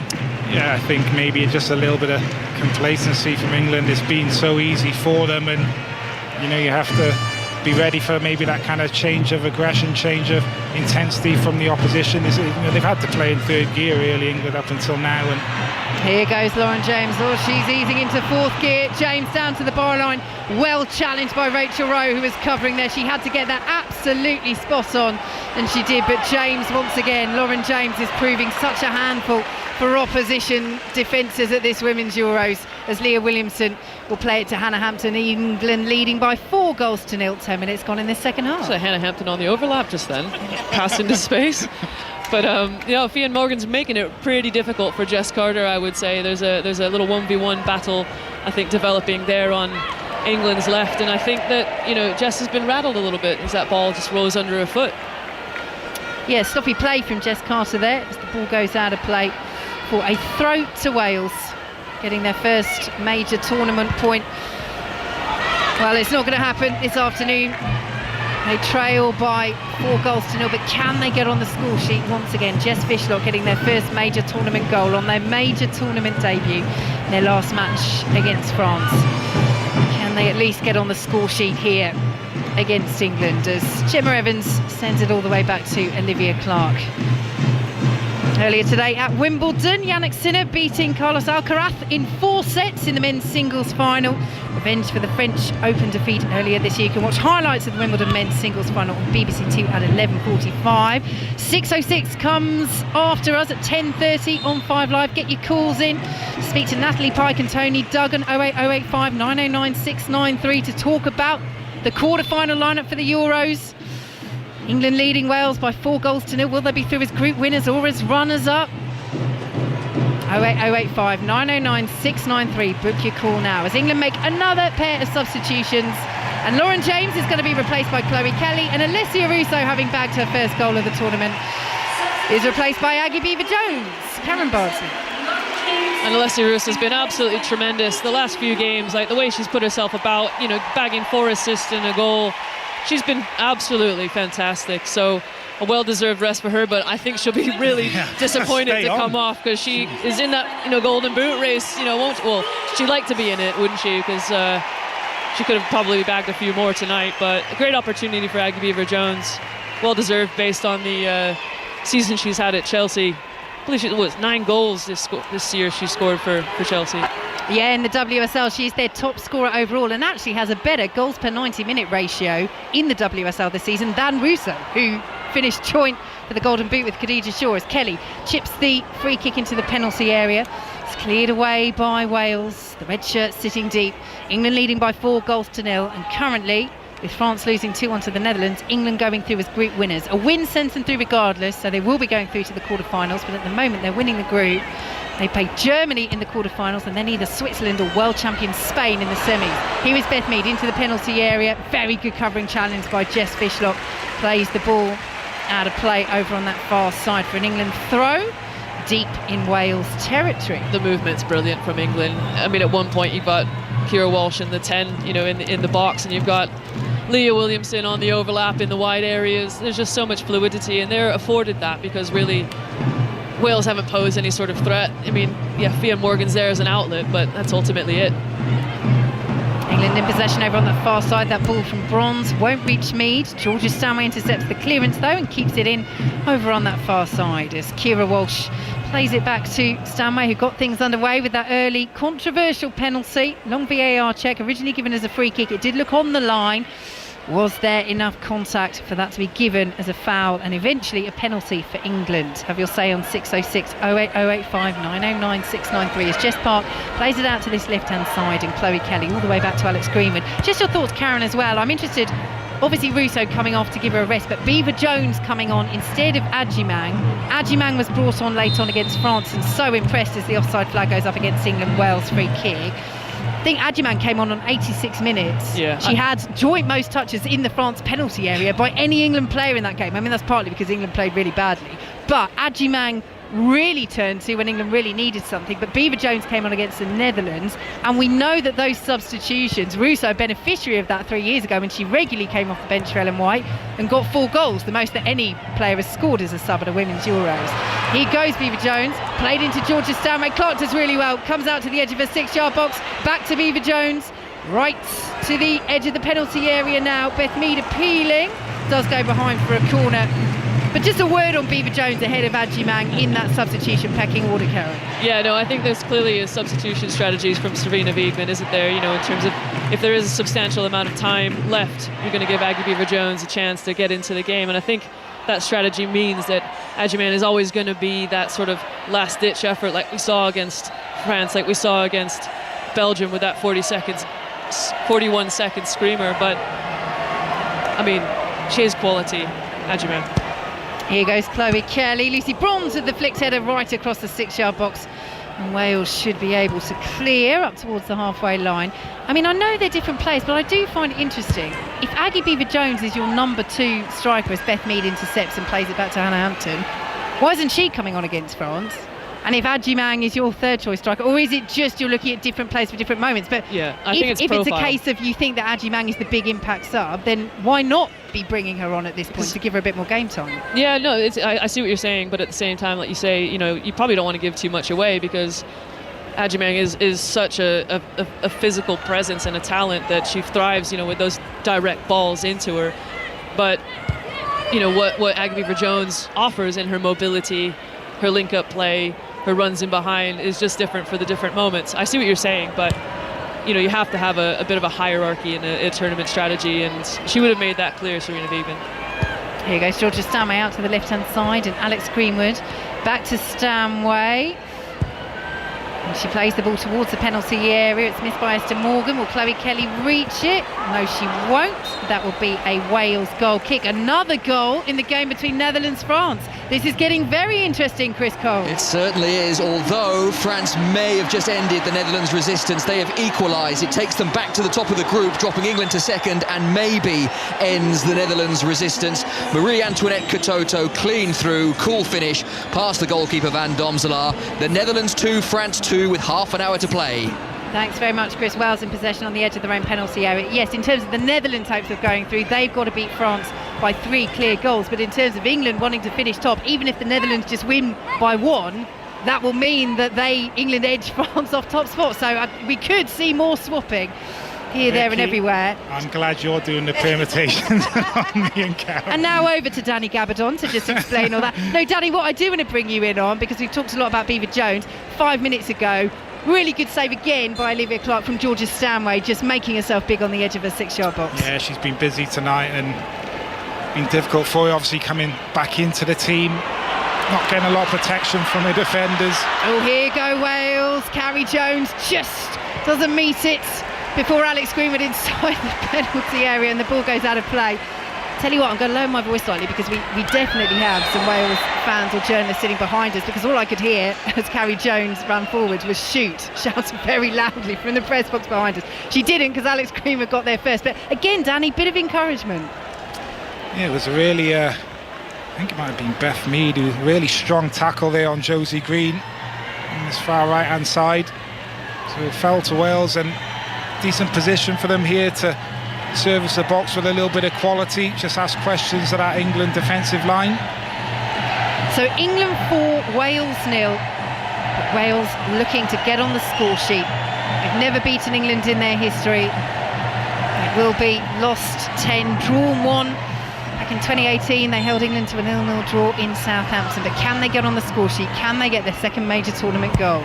Kerry Hollands plays it in, and it's headed towards goal, cleared away on the edge of the England 6-yard box. It was Fishlock with a superb leap, like a salmon she was, rising on the penalty spot as Wales try and keep it alive.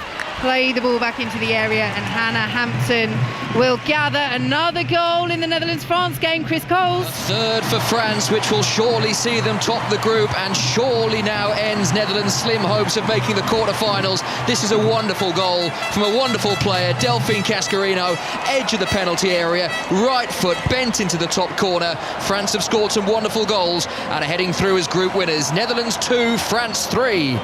So you ready for the permutations, Danny? Here we go. Go on. Changes everything for England. It means that Netherlands now need to score twice for England to top the group. France going through as group winners, England going through as runners-up. Victory for England, and they are leading 4-0 against Wales. They will be going through to the quarterfinals as Georgia Stanway bears down on the Welsh goal.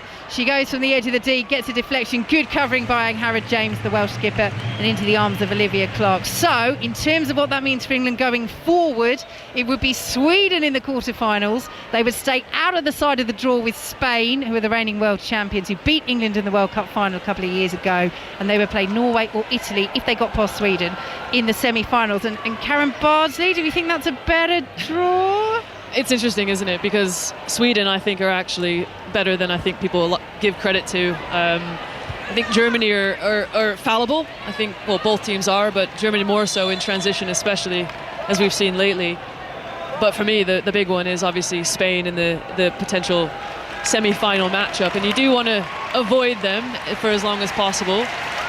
But Sweden will be a tough test, for sure. So changes here for the Netherlands. The very experienced Everton player Hayley Ladd is on for Rachel Rowe. And Hannah Kane is going to replace Kerry Holland. Hannah Kane, who has so struggled with injury over the last few years, the Leicester player, but scored that huge penalty in the playoff final against the Republic of Ireland.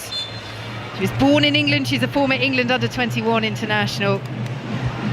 But given her journey, Danny, with injuries and how key she was in this Euro 2025 qualifying campaign, to see her get on the pitch once again, she's played in every game so far, will be such a special moment for her. And Hayley Ladd as well, who had been such a regular under Rhiannon Wilkinson, but not getting quite as much game time as she would have wanted at this tournament. Danny's thoughts in a moment. England have a free kick on halfway, but another goal in France-Netherlands. Chris Cole. There's no doubt about it now. France are going through as group winners and the Netherlands are heading home. Delphine Cascarino makes it Netherlands 2, France 4. They've been electric. They've scored 3 goals in the last 9-10 minutes. Cascarino, edge of the area again, loose ball, finds the bottom corner. The Netherlands 2, France 4.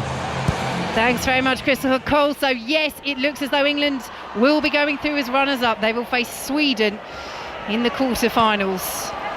As Jess Park picks it up, plays it back to Leah Williamson.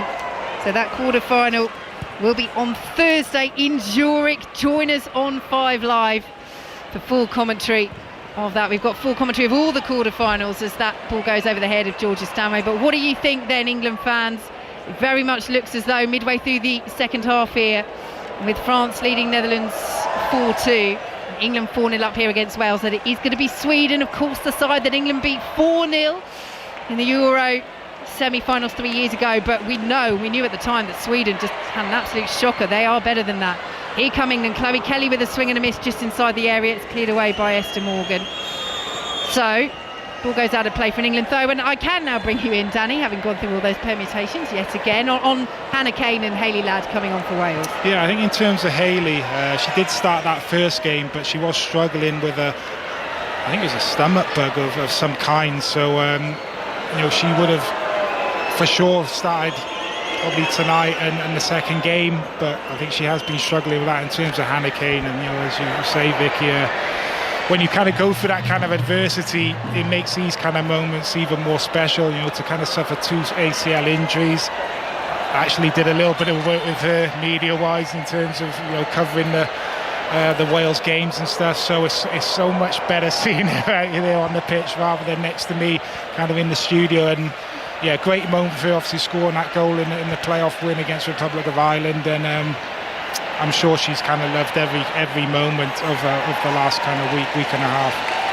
Midway through the second half, England leading 4-0. Yeah, it was the second one as well. She had a broken leg as part of it, a torn meniscus. It was a horrendous injury. She says it was a miracle that she was even able to come back and play. And I think, when you see and hear stories like that, you know what it means for these players, not just for the nation of Wales, and that is huge, and we're going to talk about that a little bit more in a moment, but for those players individually as well. I remember Esther Morgan giving an interview a few days ago, the Wales fullback, as Wales are in possession midway through their own half. She has so struggled with injuries in the past few years, a couple of years out with those, and saying that 6 months ago she was seriously considering retiring at the end of the season. And when she got her first start in the game against Netherlands, she started every game here saying, look, if you told me I was even going to be here 6 months ago, I would have been flabbergasted. Then to actually find out I was starting that opener at Wales's major tournament debut, it was just such a wow moment. As Carrie Jones can't latch onto that, and Beth Mead has it for England midway through the England half.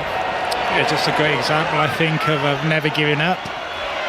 This game can change so quickly. There's ups and downs in your career, and sometimes things are not kind of going your way and you have to deal with things like injuries, but great kind of determination from her and to kind of keep going, and now she's here. It's just an amazing story. There's so many amazing stories out there, both teams. England win a free kick midway through their own half. So 4-0 they lead Wales here. France are 4-2 up against the Netherlands, so France going through as group winners as it stands. England will be through in second place. Just underway in the second half in the Club World Cup final. Chelsea still leading Paris Saint-Germain by 3-0.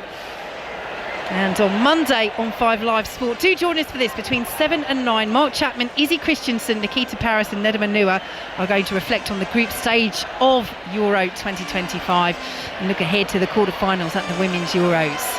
As Kira Walsh plays it to Lucy Bronze over on the far side, and Leah Williamson plays it forward as the Mexican wave ripples past our commentary position. Good header away by Rhiannon Roberts, hits Gemma Evans, and then Roberts will clear away. Nice calm pass to Hayley Ladd on the edge of the penalty area. This is nicely worked by Wales, well intercepted by the head of Lucy Bronze and picked up now by Kira Walsh. England leading by 4-0 here on 5 Live and BBC Sounds. Earlier at Wimbledon, Yannick Sinner winning the men's singles title, beating Carlos Alcaraz as the latest chapter in their fascinating rivalry comes to a close. You can watch highlights on BBC Two at 11:45 this evening as England win the throw over on the far side. Lucy Bronze just taking her time. And Karen, is this now about, as we enter the final 19 minutes, England just no nonsense, no mistakes? You mentioned the game that we were at Norway Iceland when Brattberg Lund, who'd been rested, came on and gave away a silly penalty, second yellow card, and she'll now miss their quarter-final. It is just one of those things that you have to stay fully concentrated, but it just seems like the Lionesses are taking their foot off the pedal a bit. Well, it's no surprise that supply of goals has kind of stopped with the likes of Lauren James, Leslie Russo and Ella Toone coming off, and as you say, I think now it's just seeing the game out, isn't it? So just the pass accuracy, the movement, the support movement, but the rest defence for me from England has been phenomenal. Oh, here's Aggie Beaver-Jones, unselfish Mead, lovely cut back, 5-0. Really sweeping England move. And Beth Mead, the player of the tournament, the Golden Boot winner 3 years ago, puts England definitively, decisively into the quarterfinals with a flourish. England 5, Wales 0. And that was tremendously well worked, wasn't it, down that right-hand side for England? But I think this is going to mean a lot for Beth Mead. I think when we spoke to her, obviously, before the tournament started, she mentioned to all of us that she was playing this tournament because she wanted to make her mother proud. And I think she's certainly done that, as she kind of points up to the sky with both hands. But yeah, like really good combinations down that right-hand side. And I believe it's it's Aggie Beaver-Jones, pardon me, finding Beth Mead in that central area. But in terms of the defending, Danny, lots of sliding in challenges, emergency defending. Lots of bodies back there, but no one really doing anything again. And look, take nothing away from Beth Mead, the way she creates the space for the strike. She just sits Josie Green down, who's desperately trying to get back and make a challenge, chops it back onto her left foot, and then it's a really good finish on that weaker left foot, but hit with power. No chance for Olivia Clark in the Wales goal, but that is the quality that England have. They can take their foot off the gas and then just slam their foot back down on it whenever they want to. And she's on the ball again, Beth Mead, as England clear away her first goal of the tournament. And you're so right, Karen, playing to make her late mother June proud. She passed away in January 2023 from cancer, and she wrote a wonderful piece in the Players' Tribune. If you haven't seen it, do check it out, ahead of the Champions League final, which Arsenal won, talking about her mum and her journey, and her mum taking an extra job in a pub to make ends meet so that they could continue supporting her playing as a kid. And she has a tattoo of the words that her mum used to write on a note and leave under her pillow. Love you loads. As Chloe Kelly drives wide, looking for England's 6th. A wonderful moment for Beth Mead, and I'm sure all of those close to her will be so proud that she's off the mark at this tournament. Let's head back to Netherlands, France. Chris Coles. The Netherlands 2, France 4. Danny's description of England, you may as well use that to describe France. They are very, very comfortable now with this 2-goal advantage. The Netherlands started the second half needing 2 to qualify. They now need 5, and as such we are just going through the motions with a smattering of substitutions. The Netherlands are heading home and France are heading through as Group D winners. The Dutch 2, the French 4. And England will be heading through as runners-up to the Club World Cup final. Lee Blakeman. Still Chelsea 3, PSG 0, nearly an hour played. Chelsea 3 up at half-time. PSG with a couple of good chances at the start of the second half. Kvaratskhelia shooting from the edge of the area. Good save by Sanchez. And then a few moments ago, Sanchez has just made an awesome save to deny Dembele from 6 yards out. Chelsea still looking comfortable, though, leading PSG 3-0. Leah Williamson clears away for England, who lead 5-0 here on 5 Live and BBC Sounds with 15 minutes to play as the ball goes out of play for a Wales throw midway through the England half. Danny Gavidon. Yeah, it's been a really tough evening for Wales. I knew it'd be difficult, but really disappointed with the manner of some of the goals conceded. You know, I've watched this Wales team play for quite a long time now, and normally defensively pretty solid and make it difficult for the opposition, but kind of throughout this tournament really there's just been lapses in concentration and individual mistakes from maybe at times from certain players I wouldn't expect that from, and maybe some of that's to do with obviously your first major tournament and trying to deal with all the new experiences and obviously the level of opposition. You look at the group, it's such a difficult group for Wales, and Jess is on the attack here. Here she goes, Jess Fishlock for Wales, slides it through, it's a brilliant ball. Oh, what a finish! What a finish from Hannah Kane!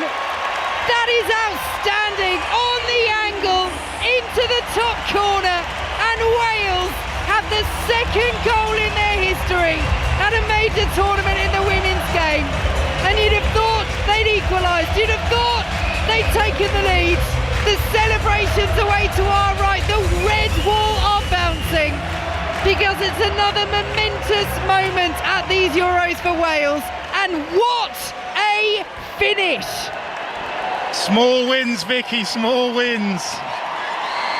This is brilliant from Jess Fishlock, it really is. Picks the ball up on the halfway line, she just drives into that space, just gets around the edge of the 18-yard box, and she sees the runner Hannah Kane, and the vision and the weight of pass to just slip it in behind to the run of Hannah Kane, and she just needs to concentrate on the strike. The weight of the pass is so good that she can just run onto that and hit it first time, and she just fires it into the top of the net past Hannah Hampton. What a moment for Wales.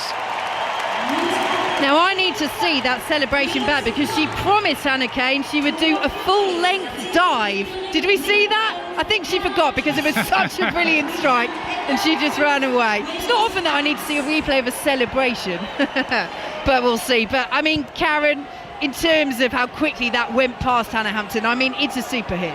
No, it is, but I think Danny's hit the nail on the head. That was phenomenal from Jess Fishlock. The way she drove at that England defence just forced them to try to protect that space, and it just wasn't enough. Jess Park was chasing down her on England's right-hand side, but absolutely smashed it home, Hannah Kane. And I think, Hannah Hampton got beat for pace. Could she have gotten across the goal a little bit quicker? Hard to be critical because it was such a good finish. So it is the Wales fans who raise their voices. It's England who lead by 5-1. It's England heading through to the quarterfinals. And it's England who are making their final change. Niamh Charles is going to come on for Lucy Bronze and Karen Bardsley. Let's give us your thoughts on Maya Letitia again. No, I'm sick of it. You don't need to hear my thoughts again.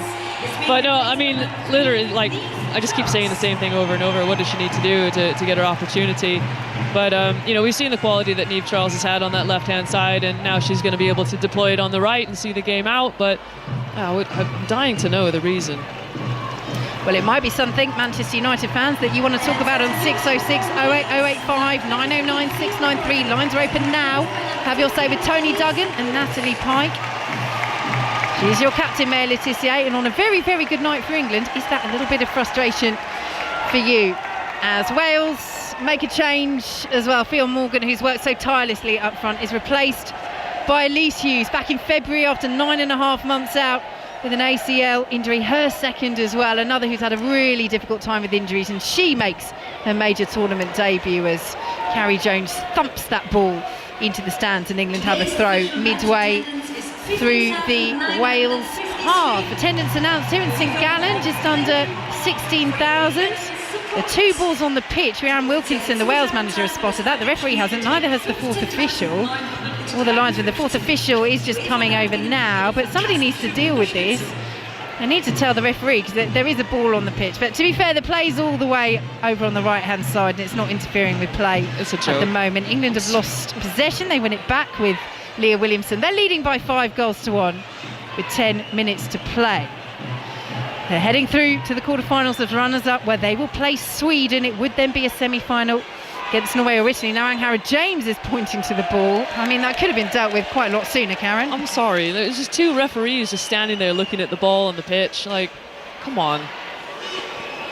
So, England in possession in the centre circle, but Danny Gabardon, a word on Elise Hughes and making her major tournament debut. Yeah, great moment for her. As you mentioned, Vicky, she was actually in really good form before getting the injury, the ACL injury, and great to kind of see her back. And she does give Wales a kind of different kind of option. She has that kind of physical presence. She can hold the ball up. She can bring the other teammates kind of into play.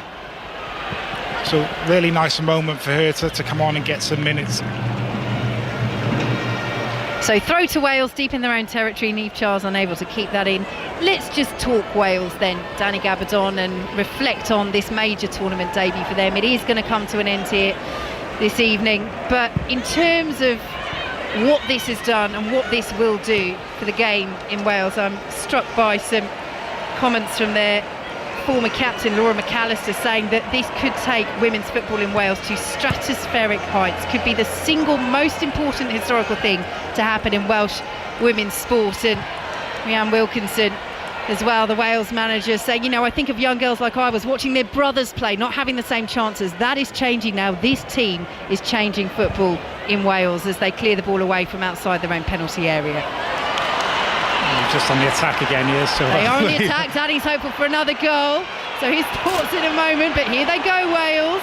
Laid off to Carrie Jones, right-hand side, just a little bit too much on it, but she will win the corner off Alex Greenwood. And Danny, let's focus on that attack first.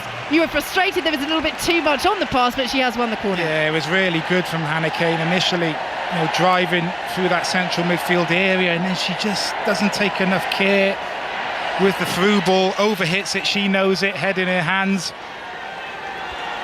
just drives Carrie Jones, I think it was wide, and then she's able to force a corner in the end. But if the through ball's correct, then the weight of the pass is correct, she's actually getting a shot on goal there. Well, Wales have already scored this evening. It is only the third goal in their history that they've scored against England. Can they get another? Can they double their historical tally here in St Gallen? England 5, Wales 1. Wales with the corner. Esther Morgan takes it from the right-hand side, gets swung in high. It's headed away by Alex Greenwood out of the penalty area, and the red wall away to our right crumbles and deflates. All that anticipation goes oozing out of them as England have the ball with Hannah Hampton inside their own penalty area. So, Danny, just bringing you in on the impact of this tournament for Wales and women's football in your country. I think it's going to be huge. It was something that needed to happen. I think this team knew that. They've been striving for this for so long now, been knocking on the door, and what it's going to do in so many kind of different ways in terms of participation in Wales. Already the game is growing very quickly. You look at football now, and it's the most popular sport in Wales that girls are playing. I think it's over 20,000 girls now playing football, and that's on the rise all the time. You're seeing record attendances being broken kind of constantly. Financially, in terms of that, the eyes of the world now being on Wales, them being able to see what this country's all about. I think England are in here. Yeah, Aggie Beever-Jones, brilliant ball by Alex Greenwood, but the offside flag is up. Well, no, the offside flag isn't up, but the referee's given a free kick anyway. Something wrong with that from Aggie Beever-Jones. And there's going to be another change here, and it's going to be for Wales. Kayleigh Barton of Charlton this season. She's just been appointed in a coaching role in the 5th tier as well. It was part of the side that drew 0-0 with England back in 2018. Is going to come on, and she says, Danny, every single game we are growing. If we think about on the pitch for Wales, do you think they will be disappointed that they haven't quite shown what they can do? We know it was such a hard group. It was always going to be the hugest challenge for Wales to get out of this group. But will they be disappointed that they haven't quite shown their best version here? I think they will be. But they're also kind of realistic as a team as well. They know they're not at the level they want to be at yet, but this is how you get better, playing against the top teams, and sometimes you have to take a few bad losses, heavy losses to kind of learn and get better. They're a pretty good team. Wales now playing teams of a similar level or below them and getting results, but this is the next level for Wales now. How can they kind of push on and develop? And off the back of this tournament now, how do Wales continue to be here at these major tournaments? Who are the next generation of players now coming through? Because you're looking at Jess Fishlock, who's 38, Sophie Ingle 32, 33. They're not going to be around forever, so that next generation is going to be so important. So something like this, being in your first major tournament, what that can do back home for the next generation kind of coming through and developing the next Jess Fishlock is going to be huge. So Carrie Jones, the player to come off, Kayleigh Barton on. Yes, you mentioned Sophie Ingle there, Danny, as well as her possession on this left-hand side. Good block by Greenwood. She did make her major tournament debut very late on in the last match against France. That was so huge, not played since September in a pre-season game because of that ACL injury. So she has got minutes, but she won't have any more part to play in this tournament. Neither will Wales when the final whistle goes, but as we say, so huge for women's football in Wales that they're here. And now, as Danny says, the question is, how do they evince that staying power and continue on a regular basis to qualify for major tournaments? They've got their first goals. Next time it'll be about getting their first points, maybe their first qualification as well, as England in possession over on the far side. Here's Park forward to Niamh Charles. Ball goes out of play for an England throw. Karen Bardsley. Danny, I just have a question in terms of, do you feel like with Wales being here, this serves as a platform for the FAW to really think about what's next in terms of the pathway, what's next in terms of investing, what that looks like, and how to really take advantage of the momentum in Wales with the attention on this team? Yeah, that's exactly what they need to do. They need to continue investing the FAW.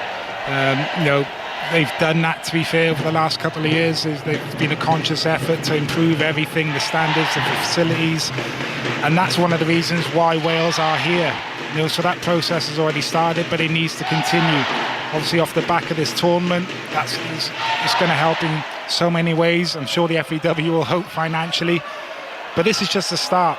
This is just the start for this team. You can see there's still a lot of improvements to be made. It's not just about qualifying for major tournaments consistently. It's once you're here, how do we compete and do well? That's the next step for this team as well. Here come Wales down the right hand side. It's cleared away by Jess Carter, picked up by Kayleigh Barton. If you've been following the women's game for a long time, you would have known her as Kayleigh Green, but now playing as Kayleigh Barton.